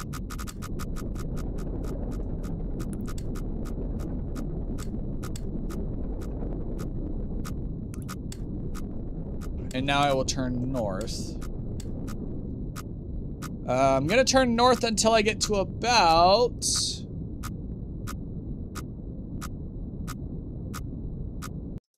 What does it mean, new chats? Why did my chat thing just reset? Until I get to about 200Y? A little over 200Y.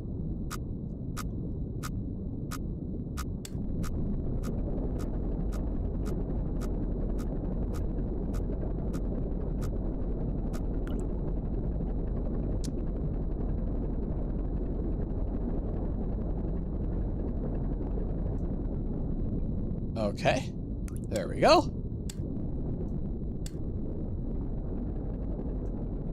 Now I pretty much just turn exactly to the right, and I go. Where am I going? I'm going until about 3... I'll just keep going to the right until I hit 320, and then I'll go to 186. I'll adjust after that. Let me get past this wall to my right. The south wall here.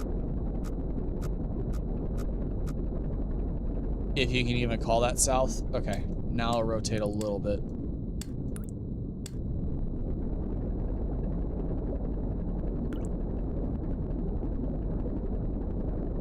So I gotta get to 322.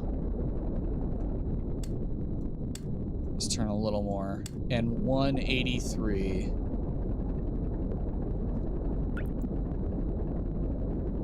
Oh, this might actually put me right on the money.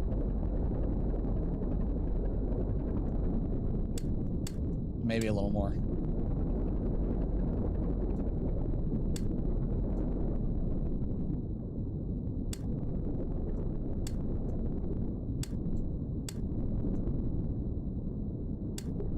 Gotta go down a little bit. Oh, stop. Let's back up. Too fast.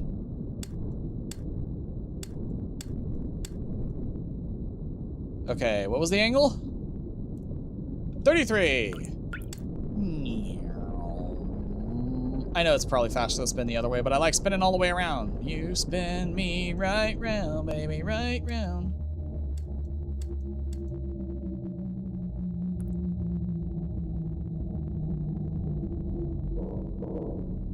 Hi? Hello? Did that count? Oh, 186.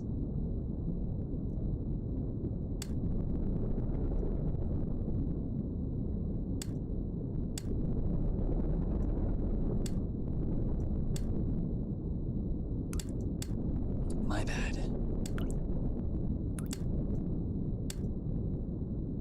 Okay. Oh, it's the same thing. Oh, I get it. I just need to be a bit closer. Okay, so I got it. Cool. Let's head a little bit northwest until I get to about 250, 350, and then I'll adjust. Let's go. Or 350, 350, I think is what I need to hit. Let me see. Oh, 378, 263. I could probably just keep going until I get there. It's a pretty straight shot, for the most part. Oh god, my body's getting all twisted just from the way I sit. Hang on, let me recalibrate.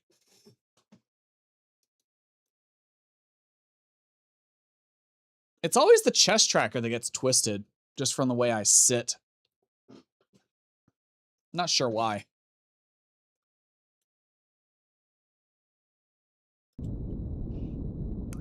All right.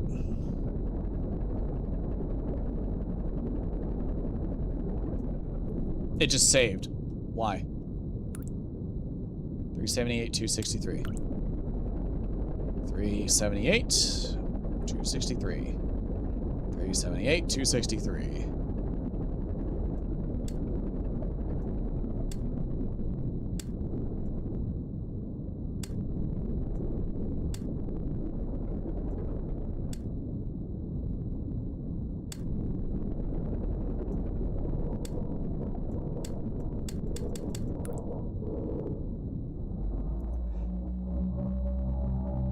It's hard to tell what's just normal ocean noises and what's roaring at me.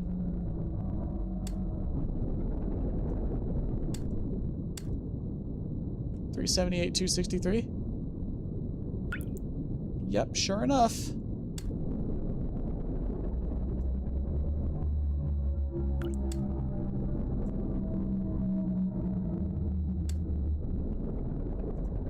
I don't know what to think.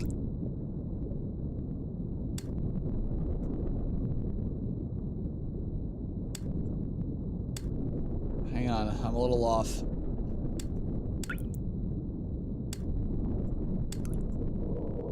There we go. Angle 50.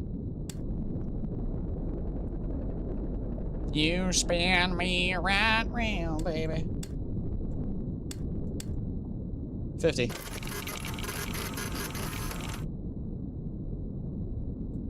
Yep, that's normal. Okay. Looking good so far. That's totally right. Oh, good. I can grab that. That's gonna be useful for sure. Okay, this one's gonna be the tough one. Just normal ocean sounds. Just normal ocean sounds. I gotta head like at this angle. So let me do that. There we go. Let's just keep going this way until I see a wall on one of the proximities, and then I'll adjust from there.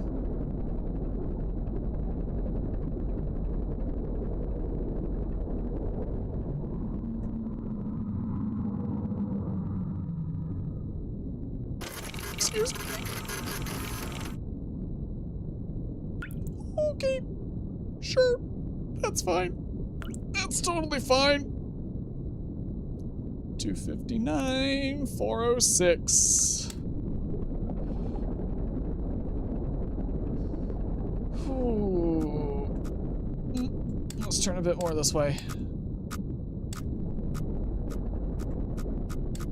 Okay, maybe a lot more this way.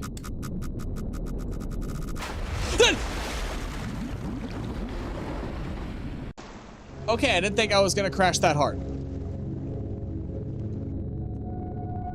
Honestly, I was kind of expecting like water to flow in and everything. Nope, it's just a black screen. Okay. I'm just stupid.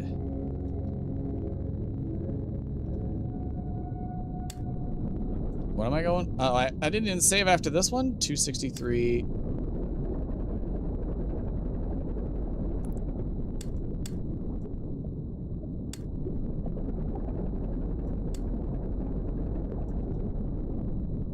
$378, $263.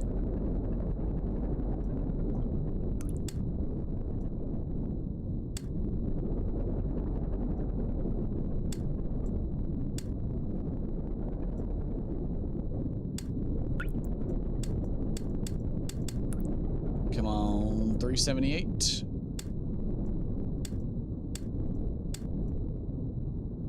And the angle was what, 50?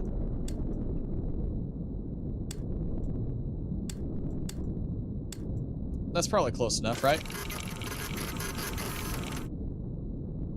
Actually, that looks a lot closer. Cool. All right, let's do a bit more of an aggressive angle this time so I don't run into that wall. How bad. Maybe when I see it, I should actually consult my map so that I know where I am. That would probably be good.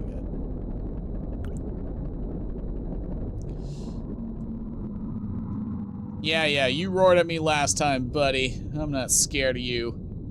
340, 295. So I'm right about here. 295. Okay, I'm on good track. Let's turn a little bit more.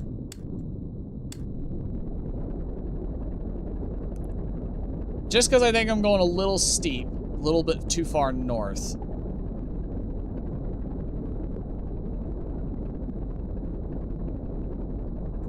Oxygen notification. That scared the shit out of me. We got oxygen limits already? We're not even halfway done.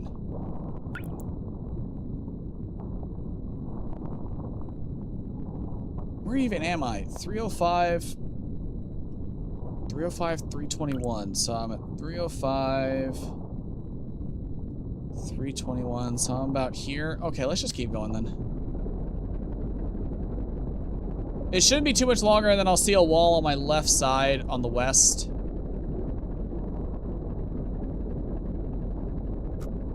There it is.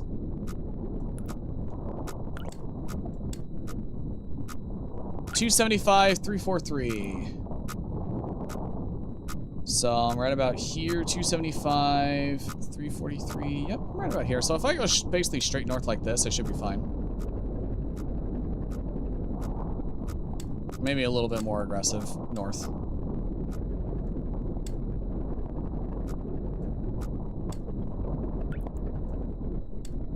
Oh, jeez. Even the sound of the dripping water spooking me. It saved again. That's not good. I don't like that. What is with all the crunchy sounds?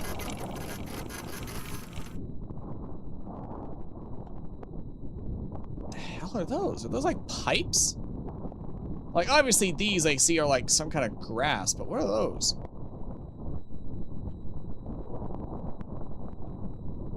All right. Let's see. 259, 406. Probably go a little bit this way.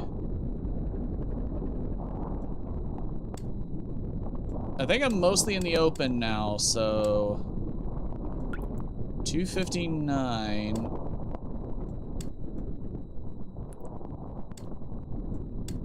406.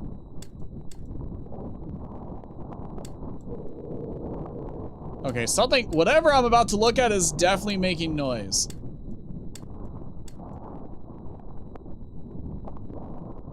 $296, huh? So you want me to look right at it?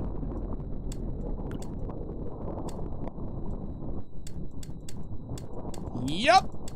Whatever's making noise, you want me to look right at it and take a photo, huh? Yeah, this is gonna go well. This is gonna go very well. Oh, it's just the pipes. It's the pipes I saw earlier. Okay. Okay. Cool. I'm gonna go back the way I came. Because this particular path right here looks like it is a little iffy. Maybe it collapsed or something? I don't know. It looks weird. Doesn't look very clear. So I'm gonna try and go back the way I came.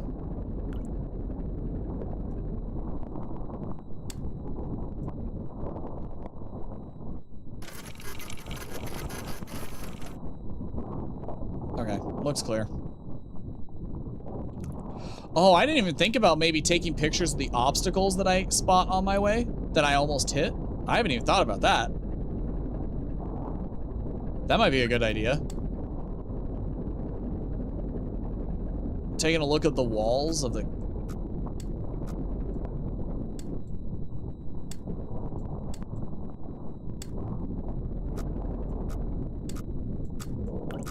Yep, let's just do this. Let's make my angle a bit more east.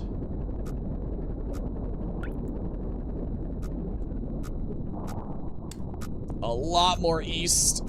I think I'm down here. 281, 333. So 281, 333. So I'm right about here.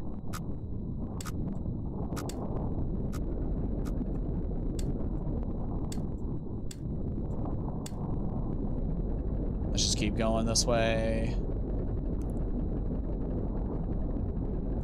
I noticed it doesn't save after I take the photos, only on my way to the photos. 313, 322. I think that's right here. Yeah, so there's a wall right in front of me. I need to turn basically straight down a little bit. And now I can correct back. I'm getting a little better at this. I'm not like an expert.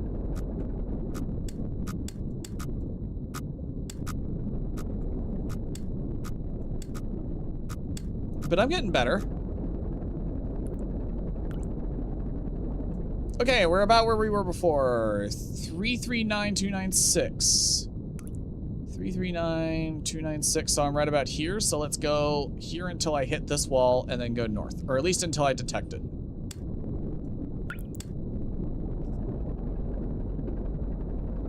We'll go this way. Actually, let's not even take the risk. Let's go this way until I pass. Never mind, I'm already past 350. So let's turn a little bit, not that far north. That far should be fine. Did I just see the depth gauge move? Nah, it's just it's gotta be just my imagination.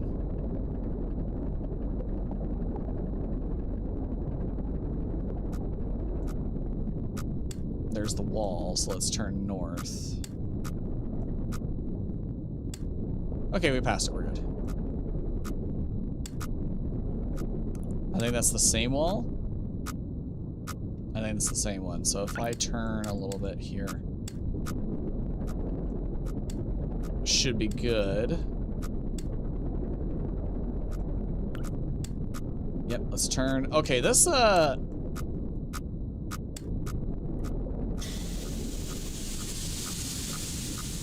really? That's the jump scare?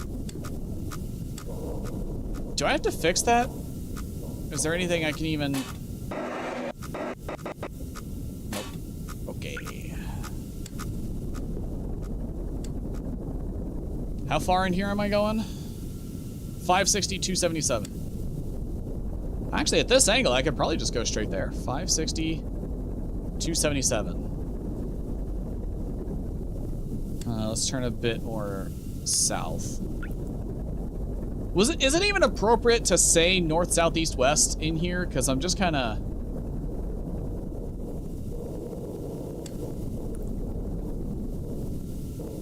$560, 277. I don't know if the moon... Does the moon have a magnetic pole? Is that a thing? Like, do moons have magnetic poles? I'm asking a genuine question.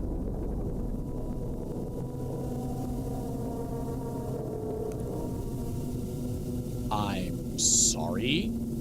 Did I do something to incur spooky music?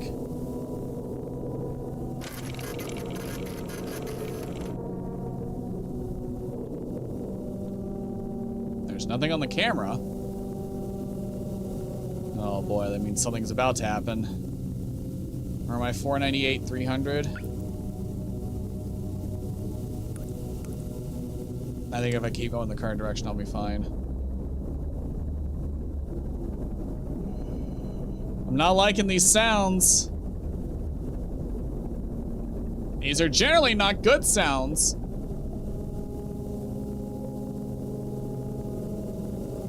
$560, 277. I think I gotta angle myself a bit more down.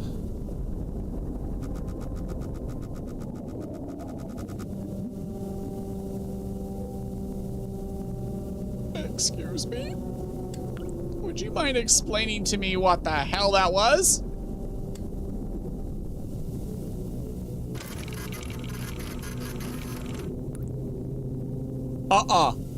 Nuh-uh, I saw that. I saw that. You can't tell me I didn't see that. Playing games with me. I'm the one playing the game here. I keep forgetting the number. 277. Stop that. Stop roaring at me. Alright, I'm at 277.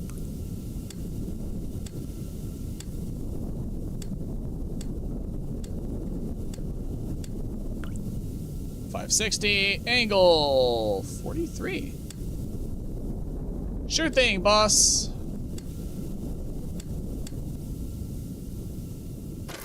Hopefully, unlike the movie, I'm not going to be on a timer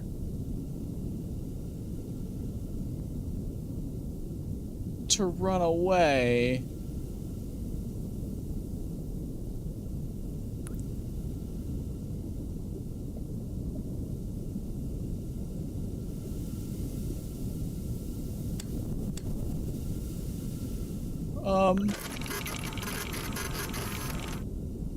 Oh, you're gone! That's not good. Oh, it knows I'm here. Oh, boy. Oh, boy. Does the monster have a name? Can I give it one?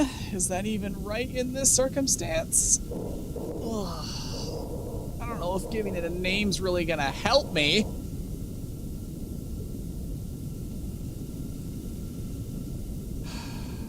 It's fine. It's basically a straight shot to the next one. 613197. It's basically a straight shot. Nothing could possibly go wrong. What were the numbers? 613197. Hi. 613197. 613197. I'm sorry? What'd I hit?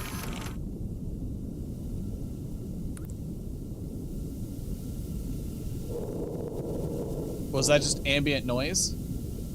Okay. 613197, 613197. I'm just gonna keep repeating these numbers until I see them appear. Just save my progress. That's not good.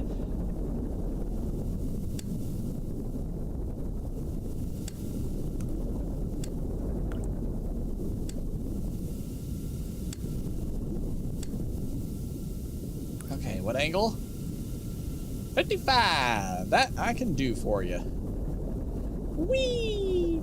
It's amazing I don't get motion sick spinning this fast. You know? Can't imagine it's very pleasant. Oh boy! That is a skeleton, alright. I guess we go for this one next. It's kind of in there. That's a tight corner.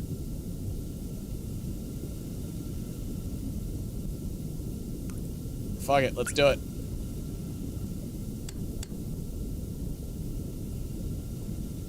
I think that's the right angle. That'll get us there at least. Once I hit 750X, I know I'm just about there. Oh. So the question is that a skeleton of, like, the same type of monster that's chasing me now, or is that a different monster that got eaten by the one chasing me? Gotta wonder.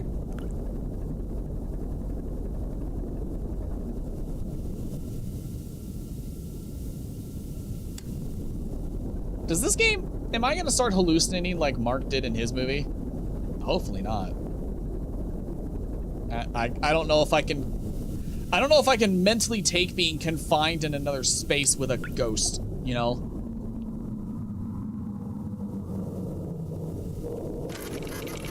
I'm sorry.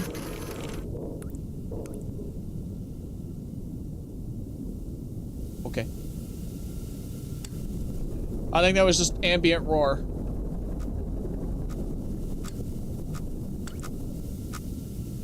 $723.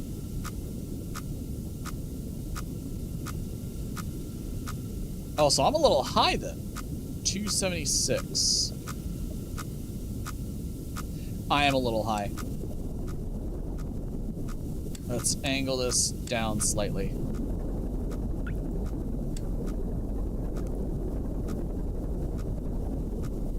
The cave entrance is at 750, like 5 and 275. So if I just go straight right from here, I'll basically hit it. Okay, maybe I go down a little bit more.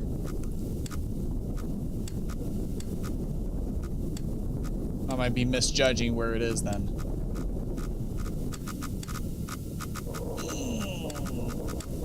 That is concerning.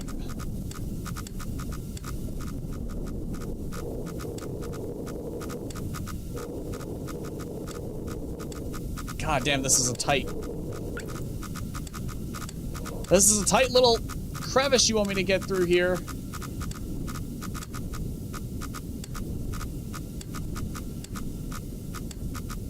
I need them blinking at about the same speed so I know I'm about even.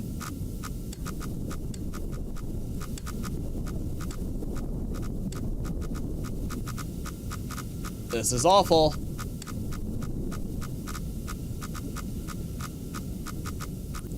At least it's not like a long valley that I gotta get through. It's just a short little thing and then it got an opening.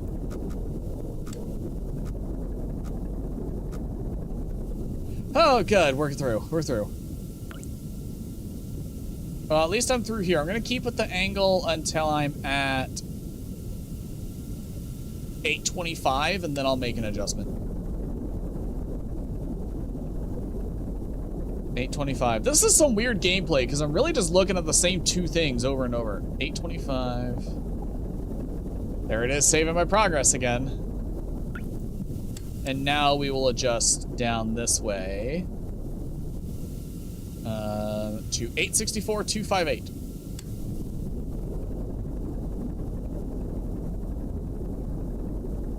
So is this the nest of the monster? Is that why it's a little crevice? Welcome in, Nico! Welcome in! Welcome. Woke up from a sleep paralysis nightmare just to watch a sleep paralysis nightmare. Amen. Look at this beautiful view we got. Wow! It's the beautiful Blood Ocean. Speaking of which, let's type in Blood Ocean. Let's see what we get. Blood Ocean. An unexplained phenomenon that has been identified on 4 separate moons since the Quiet Rapture. Moon AT5 and Z8 are the most notable locations as they are under the control of the CUI. Enough research has been conducted on the blood itself to determine that it is indeed human blood, but we have not discovered where it comes from or how it keeps its liquid form. The ocean on AT5 is of particular interest because... well, let's see what we can find out. AT5. Entry has been redacted. Interesting. What about Z8? One of 4 known blood oceans in one of 2 moons under the control of the CUI. Moon Z8 has historically been used for the realization of convex until the discovery of AT5. Interesting. But welcome in, Nico. Sorry you had to deal with a sleep paralysis demon. And I'm sorry you had to come here and deal with more horrifying shit. But welcome in. I hope other than your sleep paralysis demon that this is, you know, your sleep was well and enjoyed. What's the numbers again? 264, 258. I've got a short-term memory. 264, 258. Or 864, 258.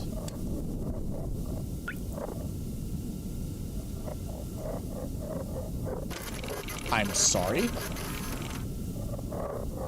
What are these noises? I'm just happy to be here at the least. Well, I'm happy you're here. I'm happy. Happy I'm not alone right now. With weird, creepy noises in my ear. 864, 258. I guess I'll just go straight down then.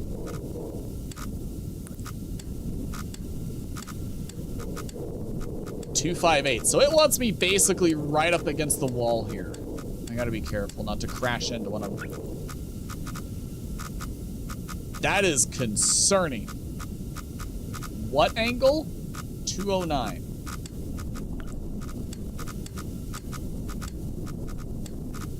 What about this particular wall is so interesting that you want to see? Is there a relic here? Hold up. I can get closer.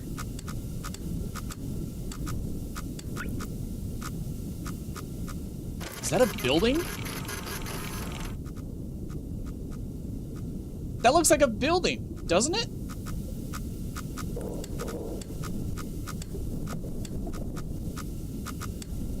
Hang on, I want to turn this way.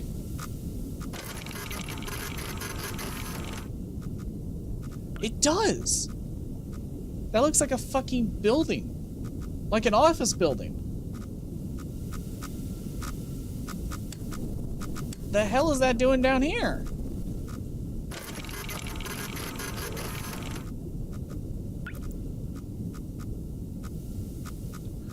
Were the objects that were on worlds like transported onto the blood oceans? Like was everything just kind of teleported? I don't know. Either way, it seems like I got my photo here, so I'm gonna move on. I'm just gonna go straight up. Straight up until I hit the 270-ish mark, 275 maybe. And then I'll start heading west.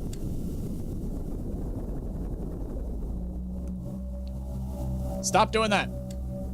Stop it. Stop roaring. Mr. Big Spooky Whale. Alright. About 800 is where I need to get concerned, so. Yep, there's that little bit of wall. That will.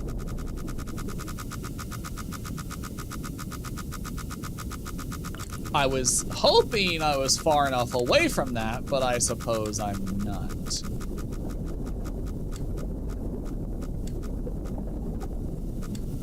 I guess I'm a little close to that.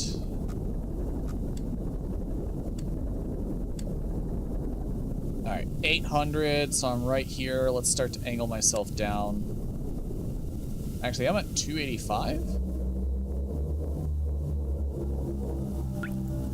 So I'm like right here. Yeah, let's angle myself down a little bit.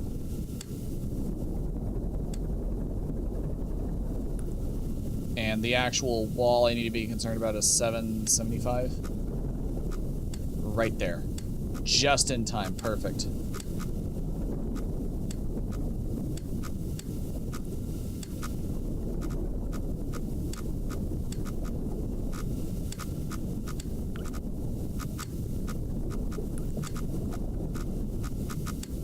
Oof. God, this is such a tight little crevice.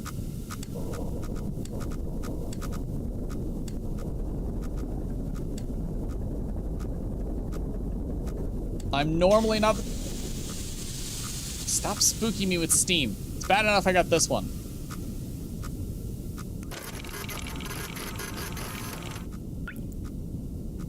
Okay, I don't see anything bad out there. Let's just get out of this little crevice here. Let's get to the big open area. So 550. What are we thinking? 550, 250? Sounds good to me. Nice big open area.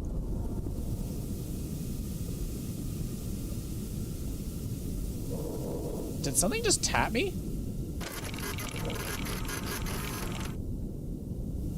Did my mouse flinch or did something tap me?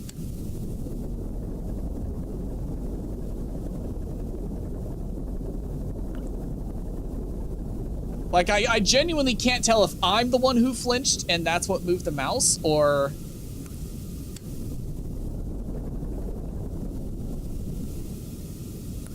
Let's see, I'm at 550, so I may as well just turn north, go straight up.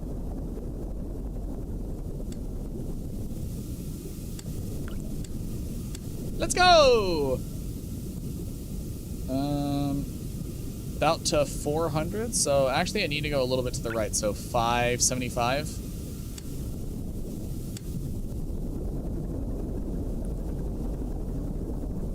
Okay, maybe a bit more than that.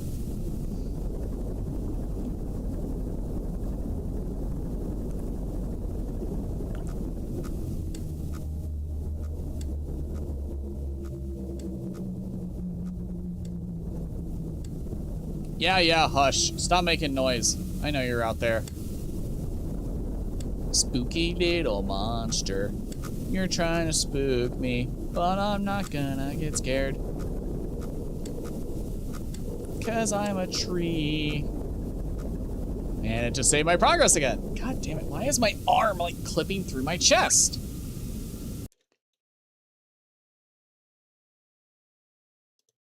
Why you do this to me? It's just the chest tracker.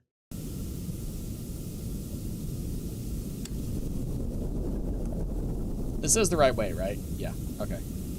Keep going until I get to about 500, and then I'll turn to the right. Turn east. Hang on. Let me rotate me. There we go. I'm going to try and just sit normally in my chair and see if that fixes my tracking issue. I doubt it will, but I'm going to try.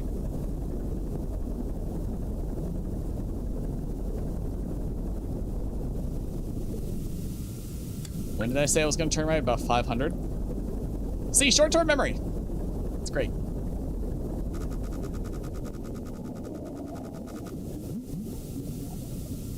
Hi. Are you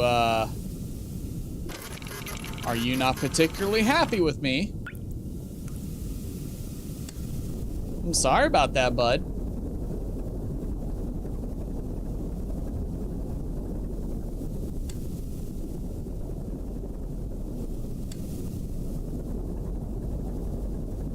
I think it's just a straight shot here, right? So 623, 520.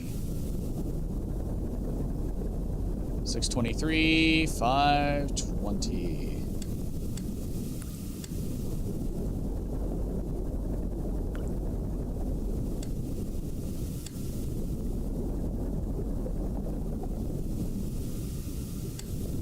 Just gotta double check those numbers.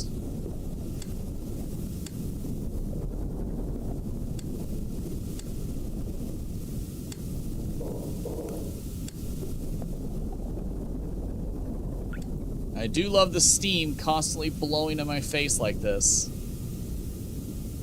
Alright, what angle? What you want from me? 63? You got it, boss. Oh, that's too far. 63!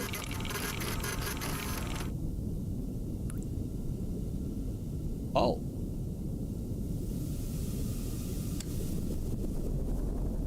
That's a rather big skelly. Can I get a better photo? Ooh. Hang on a second. I want to move a little bit this way and get a better angle.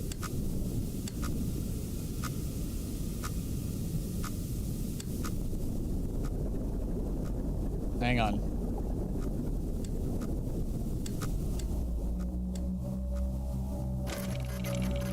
I think this is a good angle. It's not. It was horrible. Okay, whatever. It's fine. Alright, well, let's just head straight to the right. You know, fuck this place. Let's go to the next one. What's the next jump scare gonna be like? Is the monster gonna, like, do a drive-by again? Or is another pipe gonna burst? Or is it gonna start dripping even more blood?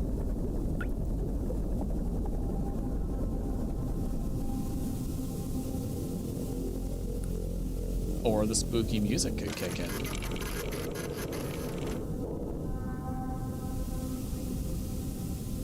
Okay.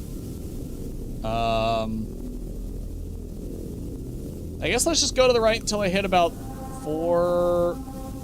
Once I pass 400, then we'll worry about turning north. I don't know how to feel about that path. I can't see it clearly. I guess I'm just gonna have to go off my sensors, right?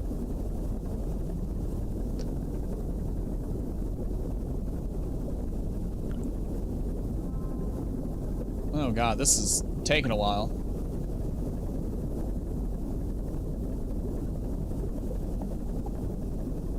Although it does seem like I'm picking up speed. Or maybe it just feels like that. It's kind of like looking at the price on the gas counter go up, really. It just feels like it's going up very quickly, but when you actually count the numbers, it's actually not that fast. Although these days, yeah, it is kind of going up fast.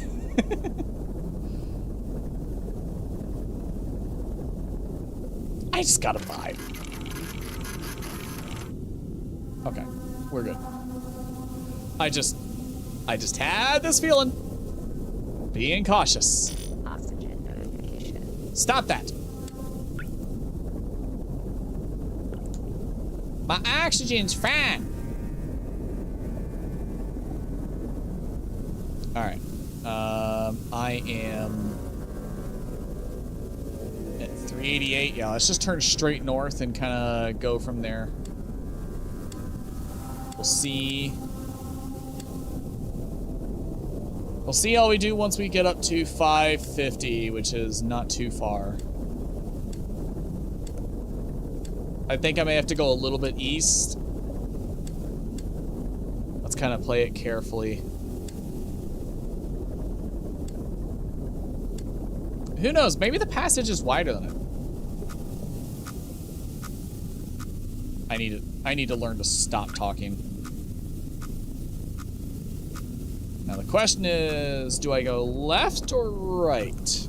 God damn it, I need to adjust my fucking head rig. I keep loosening it because it feels tight, but then it just falls off.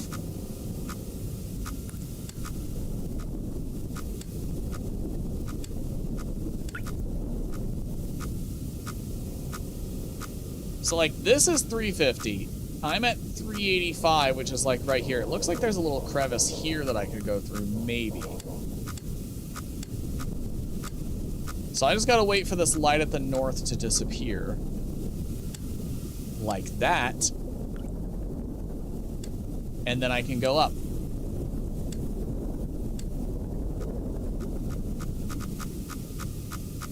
Now we just take it slow. This crevice is pretty long. It's gonna be until after the 600 mark that I gotta keep worrying about it.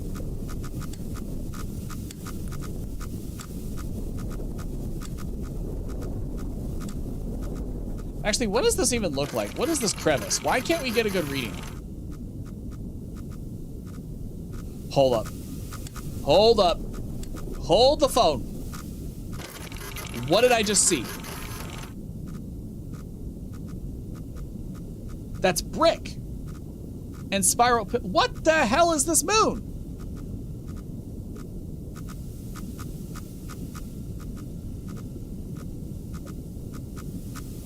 Is that why this passage is so tight? Is it the same on the other side? Hang on.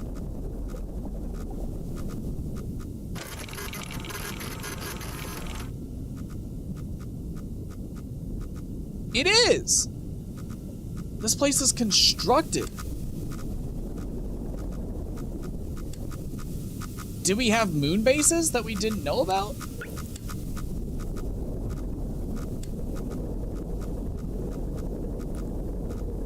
Kinda wish I had access to the redacted info.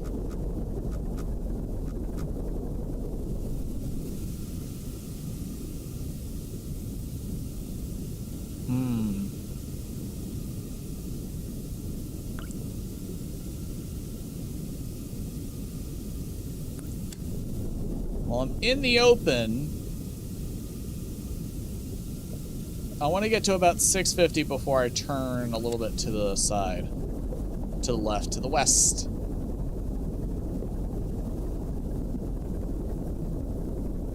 Alright, now we can do it.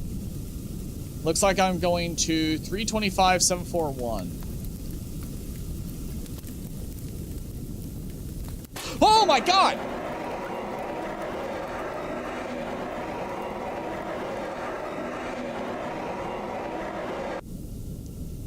Why? Why? Actually, why?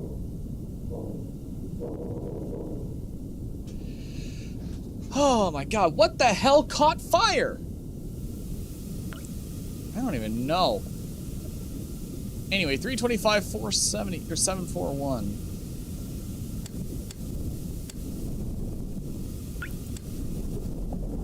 $325, 471, or 741. I keep mixing up numbers. I can't talk.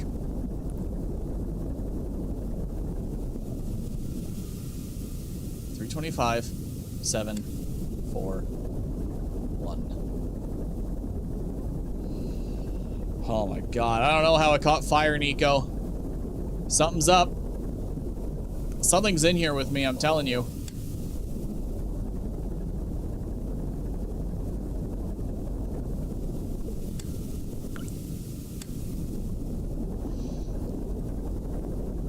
don't like this. It just saved.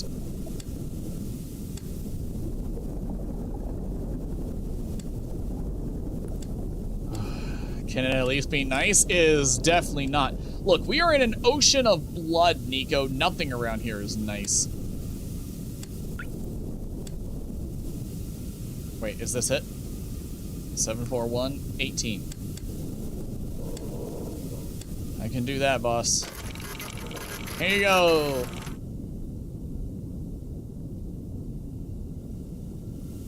I'm sorry, what the fuck am I looking at?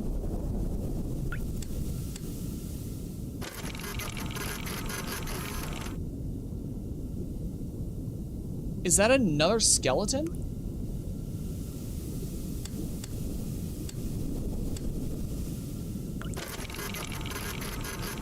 What am I looking at?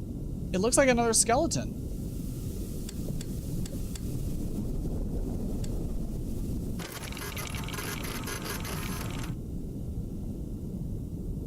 It is. This one looks weird though.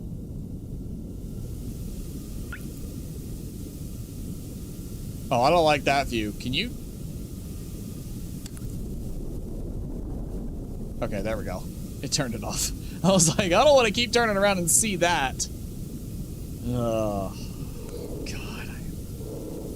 I do not like this. All right, so we... Hush. We can either go for this one or this one. Neither of them's particularly easy to get to.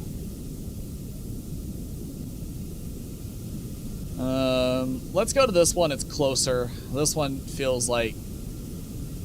That one feels like it's intended to be the last one. There's also this area over here.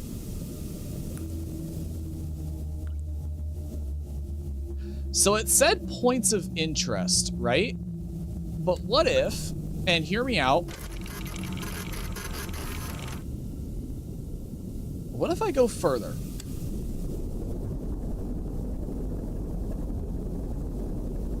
Because there's this big area here. You're telling me there's nothing there at 800, 300?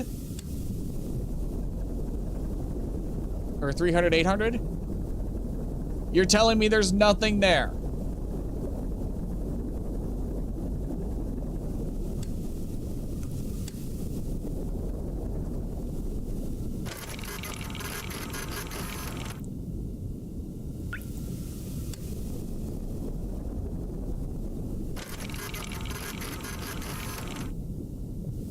Uh-huh.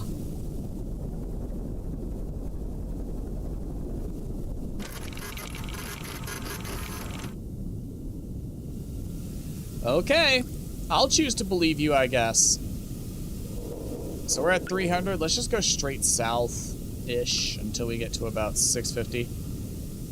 Not quite 650, but very close.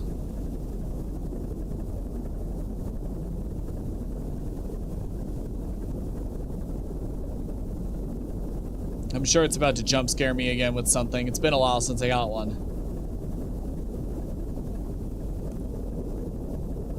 God, I'm so stressed I can literally feel the pulse on my finger from holding this down. And I gotta be honest, I think I got the better control scheme than Mark got in the movie. This is a lot simpler than the shit he was dealing with.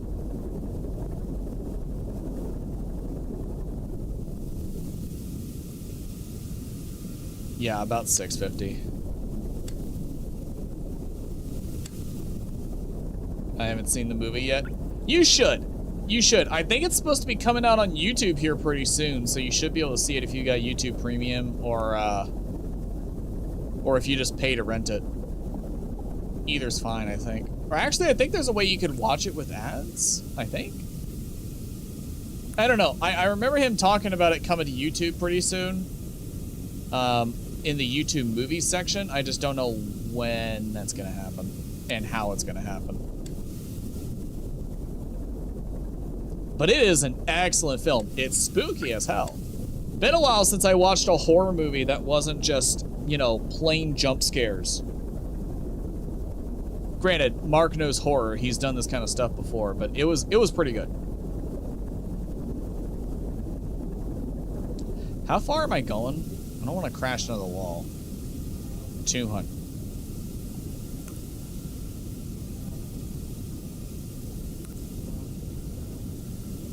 You hear that, right?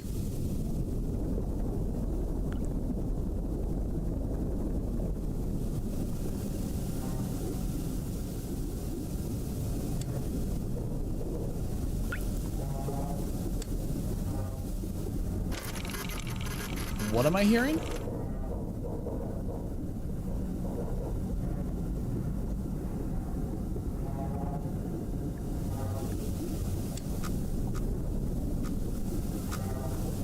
I'm about to hit something?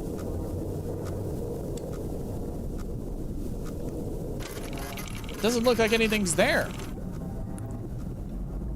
I got a wall in front of me. So I'm at 638, 273. 638, so I'm about... Wait, 273 is X. So let's start from there. 273. 630. Oh, so I'm not even in a tunnel yet. My bad.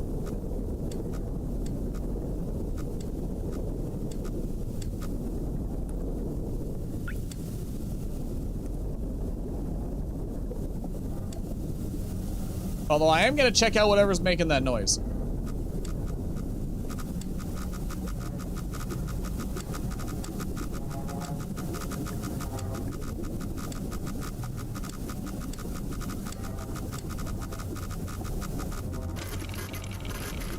What's making that noise, Buster?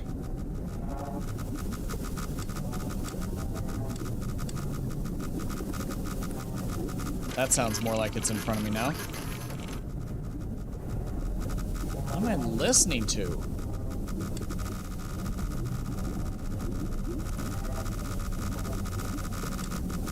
My bad. That's a bit aggressive. That was a little too close. What are these?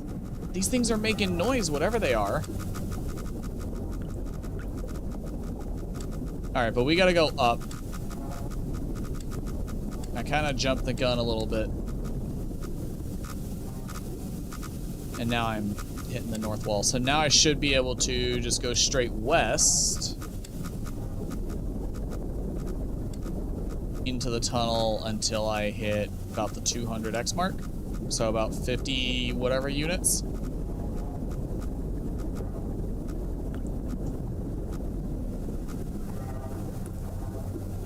I don't like this. What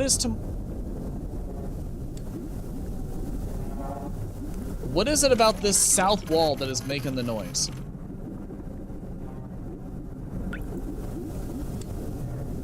I don't get it. There's something off about this wall.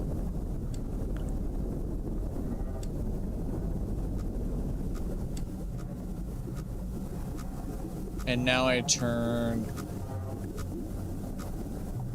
pretty much entirely south this way.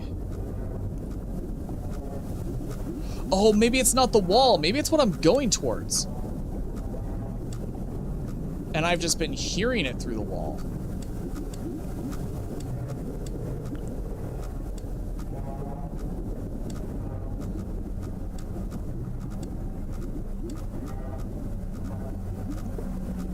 What's the mark?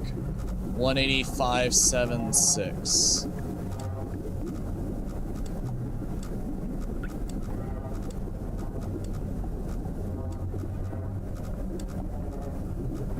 Well, whatever it is, it's getting pretty fucking loud.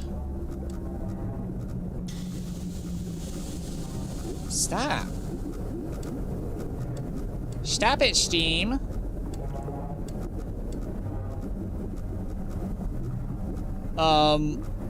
Guys? The sub is shaking. 180. 576.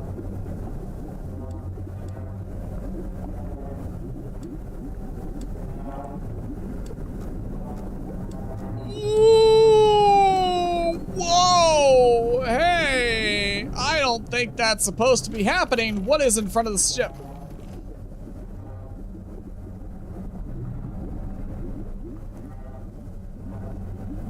Okay, very cool. Very cool. I'm gonna stay away from you, though. I remember what happened to the movie, and I am not a fan, I gotta say.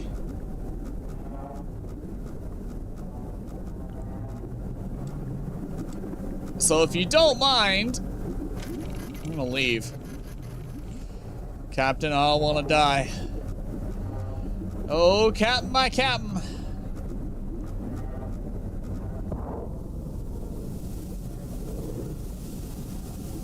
That was not me. That was, okay, so that was not my imagination last time. Something definitely tapped me. And it brought me to a full stop.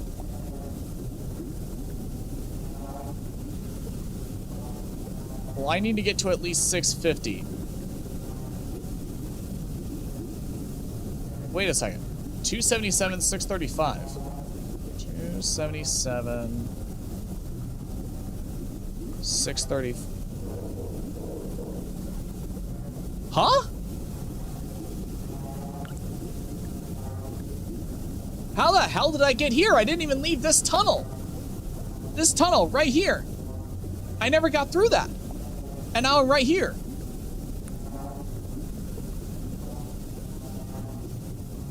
What?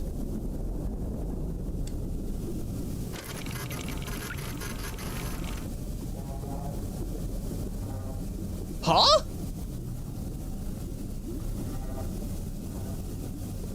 Did I like black out? What's the lore? I don't know.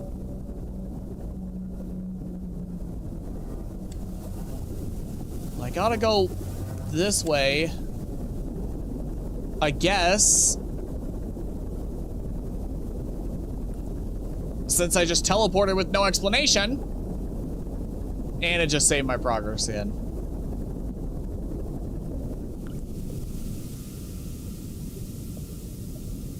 Oh, I don't like how it got quiet. You've been giving ambient noise non-stop and then you get quiet? I don't like that. I do not like that, Sam I am. I do not like that with green eggs and ham. 500. Let's just get to 500. 500 at just under 700. That's like, what, 790? 500, 790.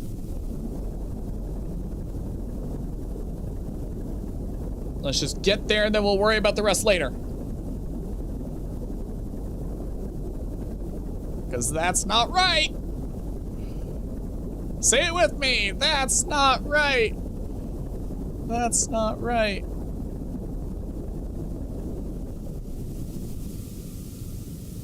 I don't like how it's not giving me ambient noise. It's been very prevalent with all the noises up until now.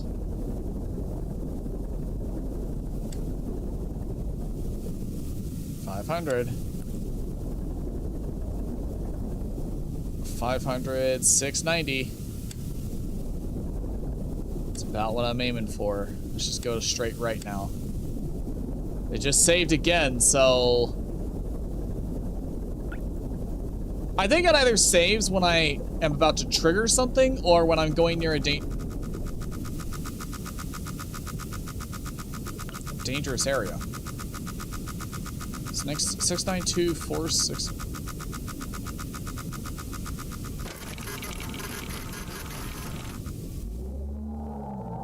Oh! Oh! Oh!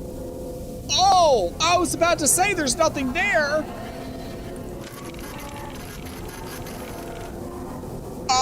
Hey, monster!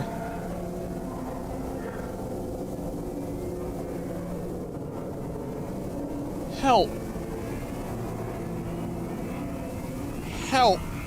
So when I typed in monster, it said discoveries on Moon AT5, body redacted.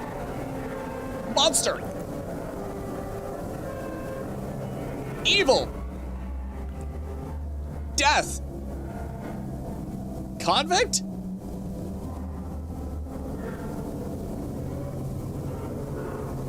I don't want to be here, but I gotta adjust my trackers again because they've twisted. There's something up with my chest tracker. I may have to adjust the firmware. This is getting a little ridiculous. I'm tired of having to... It's just the chest tracker. Or maybe it's the hip tracker. I don't know. But it's getting to the point where I have to do it like every 20 minutes. I shouldn't have to. I would very much prefer not to.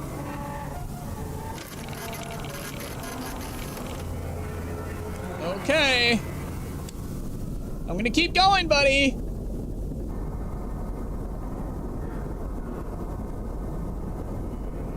Ooh. Ooh, Nico, you're here with me, right? You haven't run away yet, have you? Ooh, I don't want to be here. I don't want to be here. Stop flickering. We're fine. We're fine. I just gave the boat a little love tap. Look, we're doing fine. Yes, we've got steam holes, but we've still got oxygen. We got a bunch of scraping noises, but we're fine. Let's keep going until we get to about 575, and then we'll turn north. Oxygen notification. Yeah, my oxygen's low. Maybe I'm just hallucinating, you know? And honestly, you know, dying from oxygen deprivation, not the worst way to go, because you just kind of go to sleep and never wake up.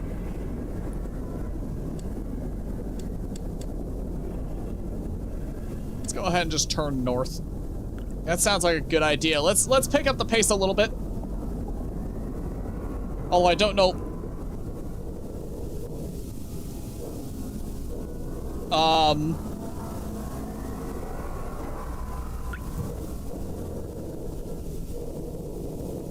So about picking up the pace.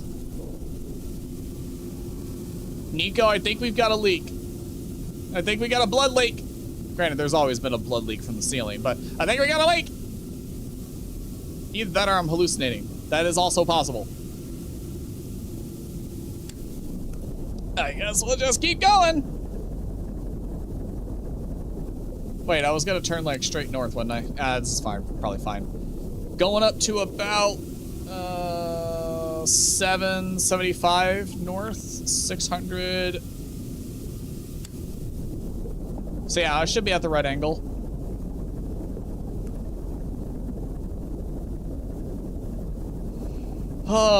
It's rising so fast. It is rising! Oh my god, you're right, it is! I didn't even notice. Shit, let's turn. Okay, yeah, we gotta pick up the pace. Who knows, maybe they'll rescue us. I don't know. This is supposed to be a crevice, like a valley, right? So, in theory, they could just pull us out. Although I get the feeling, based on how these horror games usually go and how the movie went, we're really not getting rescued. So I need to get to about 675, and then go north.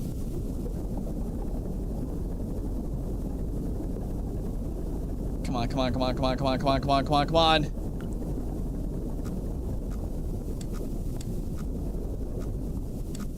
Fuck it, this is good enough. We're going to 675, 828. God, it is rising so fast. 675, 828.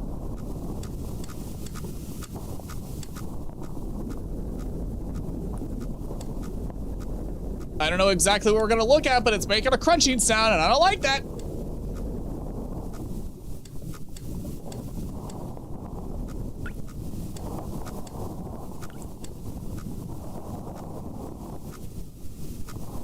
What angle did... Ah!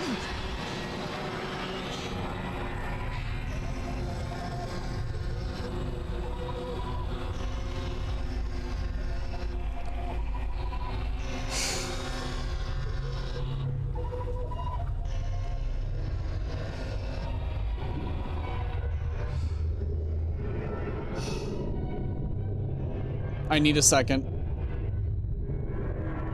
I need a second. Holy Jesus.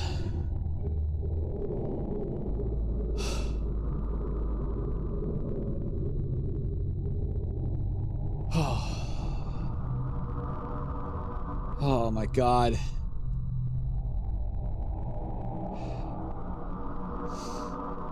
Okay, that got me.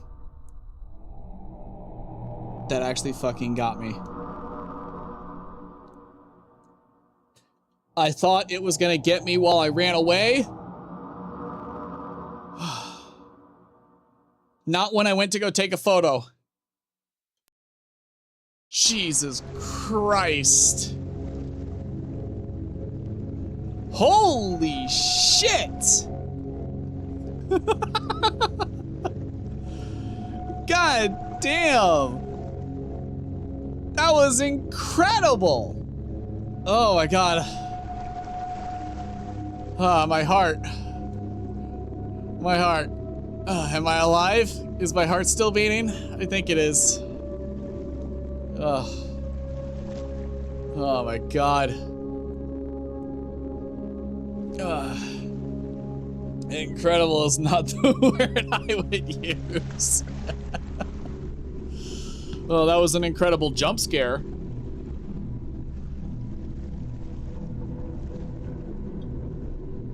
Oh my god. Oh, that got me.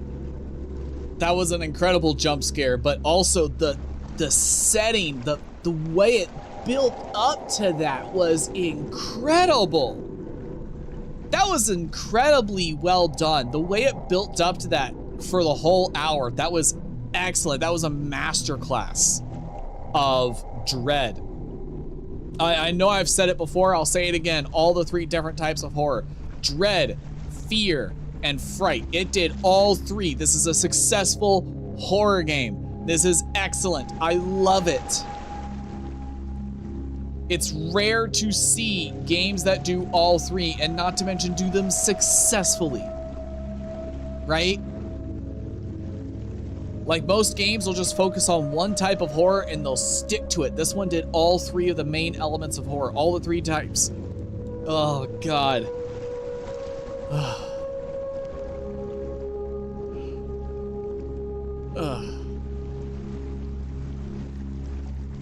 That was incredibly well done. I was starting to think, you know, I was starting to think at around the middle section, this game's starting to be a little bit tedious because it's the same task over and over. It's just find the location, pilot to it, avoid some walls, look at some dots. Like, it's the same view. It's just me looking at a console and then listening to ambiance around me. And just as I started to think that, just as that feeling started to set in, it gets me. It starts to get me. Like that one path where I'm like, wait, why is it blocking the tunnel? Do I have the location wrong? No, the location's right. What's blocking the tunnel? Boom! Eye! Looking right at me. And then it taps me later on and we're like, oh, it's leaking. Oh, it's leaking. It's leaking fast.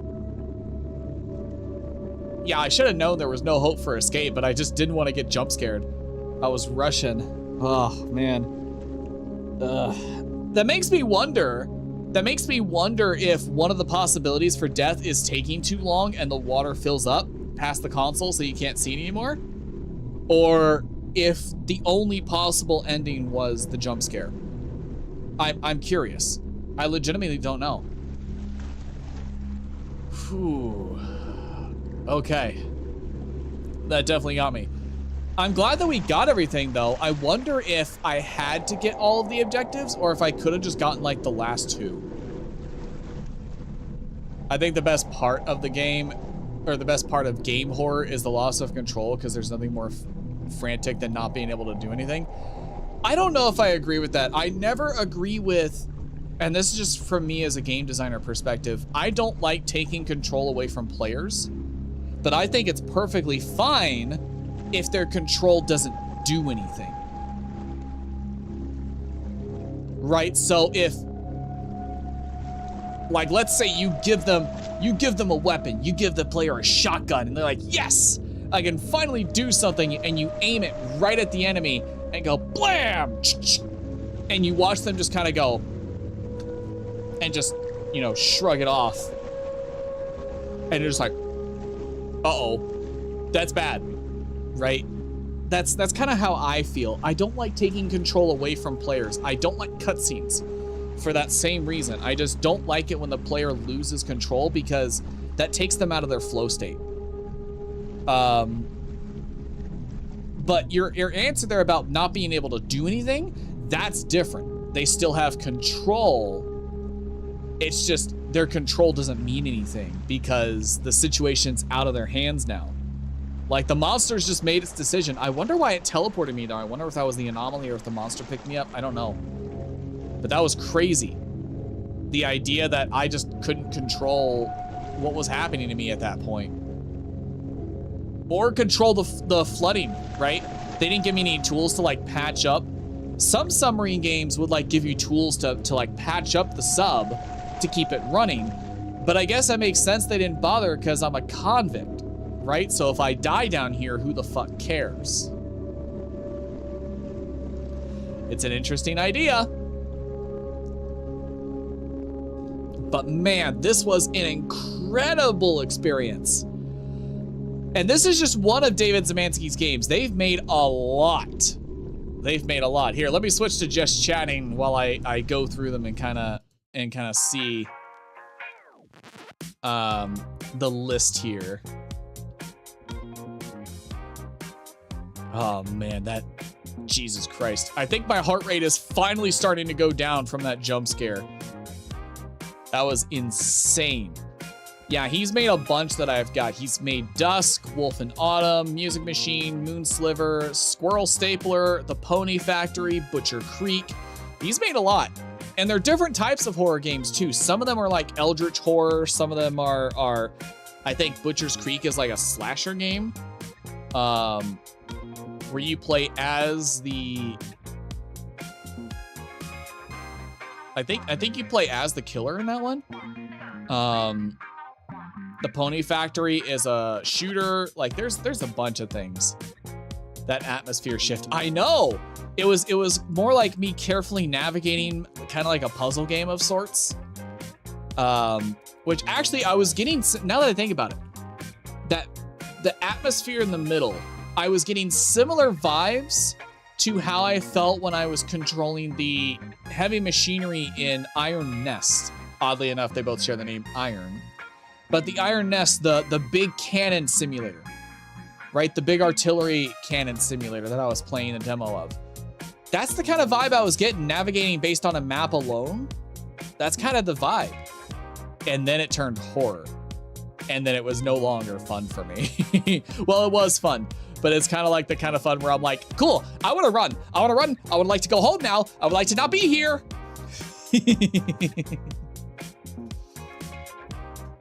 But I think that is all we got for tonight. Oh my God. Oh, I don't know why the camera's down there, but hi. How you doing? You doing okay? Mm-hmm.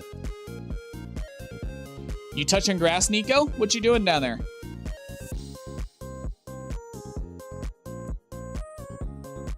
You just taking a nap? You laying down for a little bit?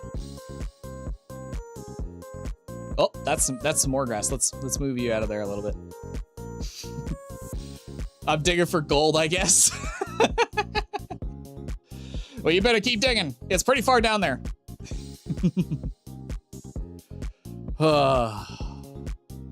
Okay, it's gonna take me a little bit. Like my heart rate is dropping, but it's gonna take me a little bit to recover from that jump scare. That was,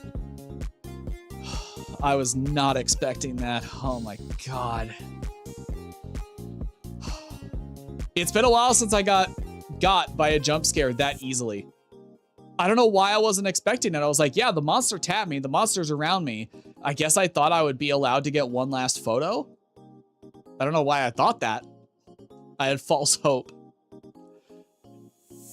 I thought, my initial thought was, okay, it's gonna let me take the photo and then it's gonna keep hitting the sub until I die and I've gotta try and run from it. But I'm gonna die anyway, right? That was how I thought that was gonna go down. That is not what happened. There was zero chance. It's just like, oh, you're going to take a photo? Incredible. Subverted my expectations. Definitely not how I thought that would go. So I like it. I like it a lot. Oh, that is a mastercraft of horror right there. And like I said, we've got more of David Zemansky's games to explore here, so plenty more opportunity to get some different sides of his horror storytelling, and I'm looking forward to it. But at least I got a weekend to recover before I dive back in, you know? So, yeah. I gotta see, you know what? Before we go... Sorry, my floor mat came apart a little bit. Caught onto my sock. Before I go, let me look up when Markiplier's Iron Lung. Let me see. Iron Lung YouTube release date. Oh, it's already on. It's already on YouTube.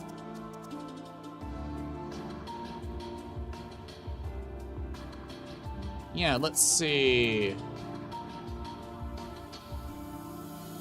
Yeah, it says May 29th is when it hit YouTube. Let's see. How much is it? How much is it to rent? Iron Lung.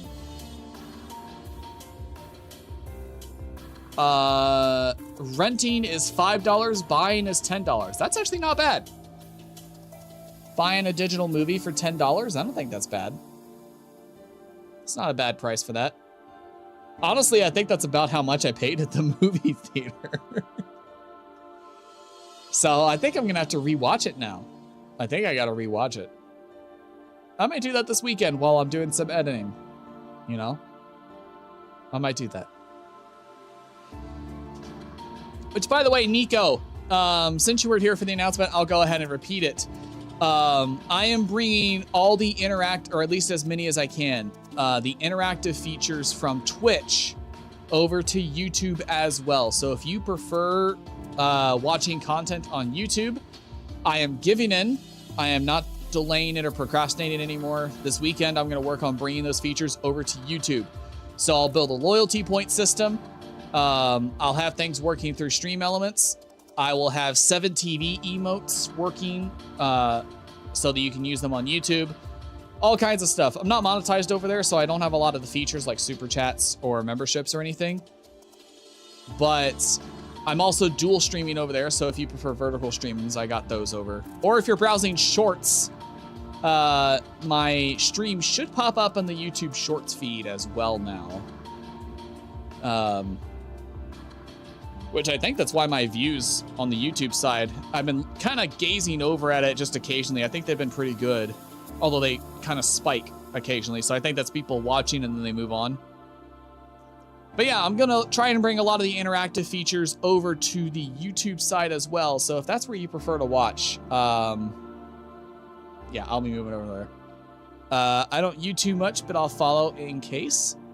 Yeah, it's wherever you prefer. I'm not ditching Twitch. I'm going to still stream because it doesn't hurt, right? If people are already on Twitch, they're going to watch me on Twitch. But a lot of people are already on YouTube when I go live. And so the YouTube algorithm just does a better job of pushing my stream and my content to new people.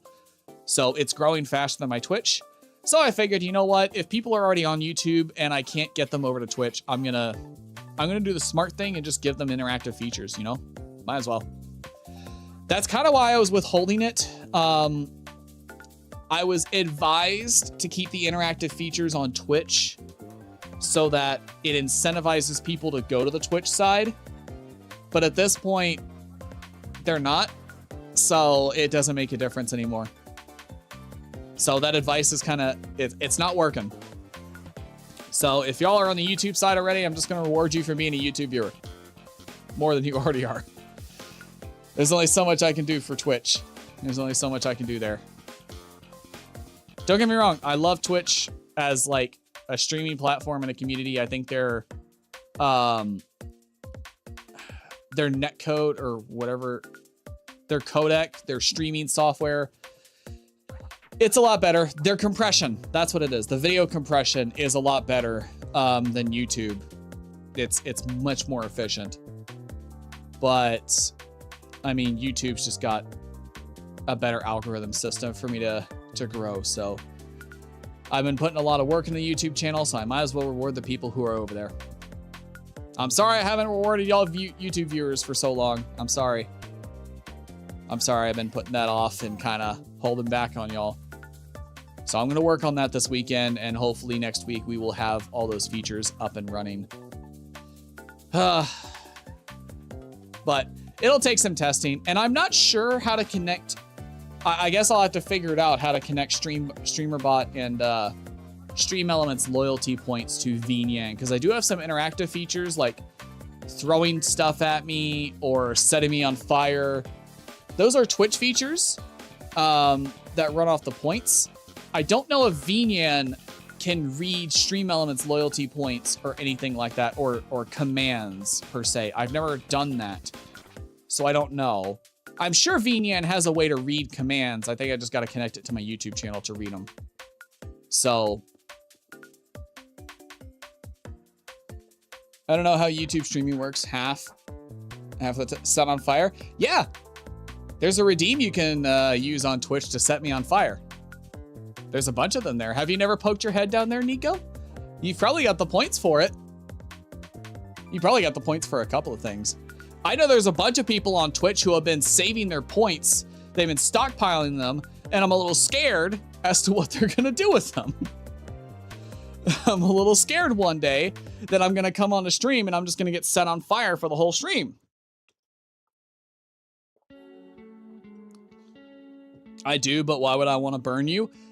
You've never heard of doing a burn line in a forest fire? You never know, it might be useful. Firefighters sometimes set fire to certain trees in order to stop the fire from spreading. Or who knows, maybe I put off a good scent like a candle. Could be all kinds of reasons to set me on fire. Whoa! What did you throw? Did you just throw cheese at me? What'd you throw? You threw cheese at me! How dare you? Good thing I sidestepped it at just the right moment. Jesus. That almost hit me. You can also throw nuts as well, but I will You dare do it again? Oh. Okay. Okay. Oh, hey. Hey. Can't hit what you can't see. You can't hit me. You can't hit me. You can't hit what you can't see, huh? Yeah, that's right. Do it. Get off. Get the cheese off me. Get.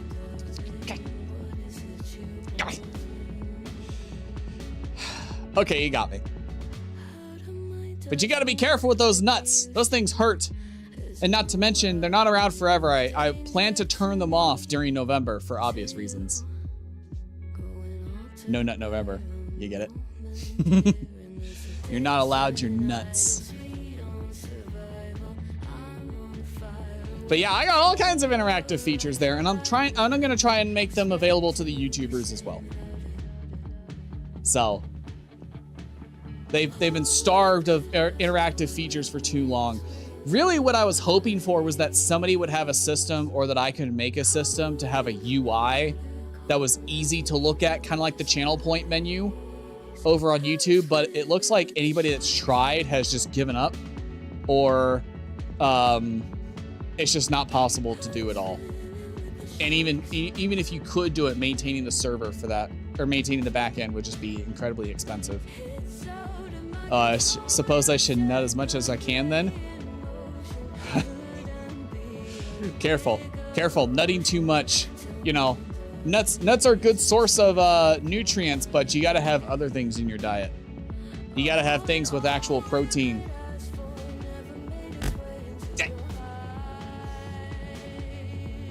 Gotta be careful with those. However, I will keep them back there. I'll store them for the winter. I'll store them for December. Once November's over, everybody can nut as much as they want again.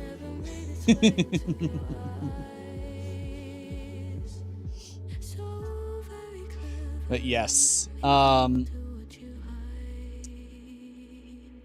would like to say, like, I haven't even dived into the actual process for setting all these interactive features up. I'm hoping it's relatively easy because the tutorials are only like 10, 15 minutes long. So hopefully I can get it done in a day and then test everything out, make sure it works. So y'all might see me do like a test stream on Saturday or Sunday. It's not real. I'm not actually streaming a game. It's just a test. But I'd like to get as many of these features over, including Tangia. I'd like to get the Tangia features over as well. It says it integrates into YouTube. So I just got to figure out how those commands work. I think it's the same. I think it's like the exclamation mark commands. Or maybe you just open up a link to the Tangia and send it to me. I don't know how it works. Because on Twitch, it's an integrated menu. But I don't think that's how it works for the YouTube side. So, I don't know. I'll figure it out. But I would recommend going ahead, if you don't already, getting the 7 TV extension, because I'm going to load all the Deeja Vu emotes onto there, as well as some of my stickers. I've got some stickers that I've been using for reaction images on certain things that, I mean, technically, because it's 7 TV, I can use them as emotes, and I can have as many as I want. I think I can have up to like 100 through 7 TV, so it'll be pretty nice. So I recommend going ahead and getting that for next week's stream if you're on the YouTube side. Actually, you can get it if you're on the Twitch side as well, because it should work in the Twitch chat, I think. But that's all I got for y'all tonight. We will be back for some more David Zemansky horror. I think I'm going to play Squirrel Stapler or Butcher Creek next week. I'm not sure which I'm going to do first. But I know one of the games, I think Dusk is the one that's going to take probably multiple playthroughs. Because thank you. No, come back! Come back! Wait! Oh.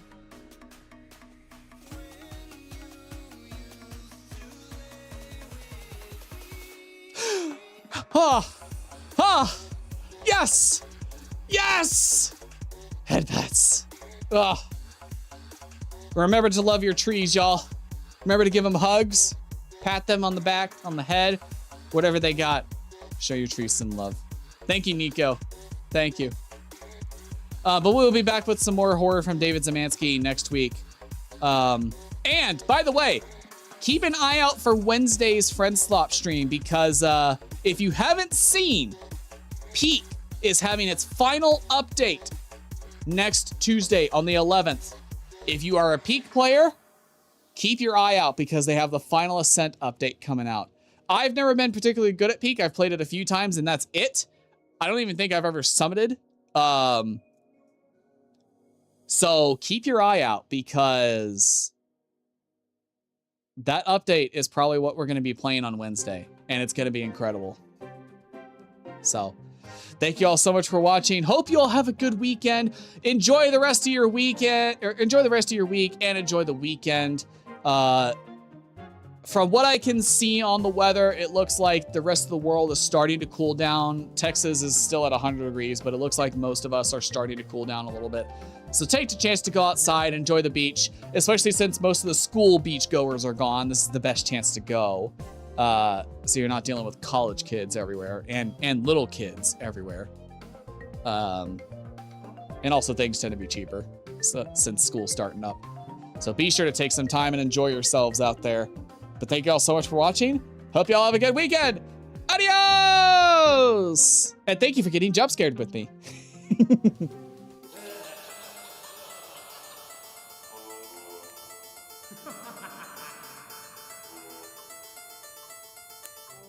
Oh, actually, I'm sorry, I'm back. I just realized, since we got people in here, Nico, being you and me, we're gonna raid on the Twitch side. Let's see if we got somebody to raid. The past few nights I've been streaming, most people filter out by this point in the night, so.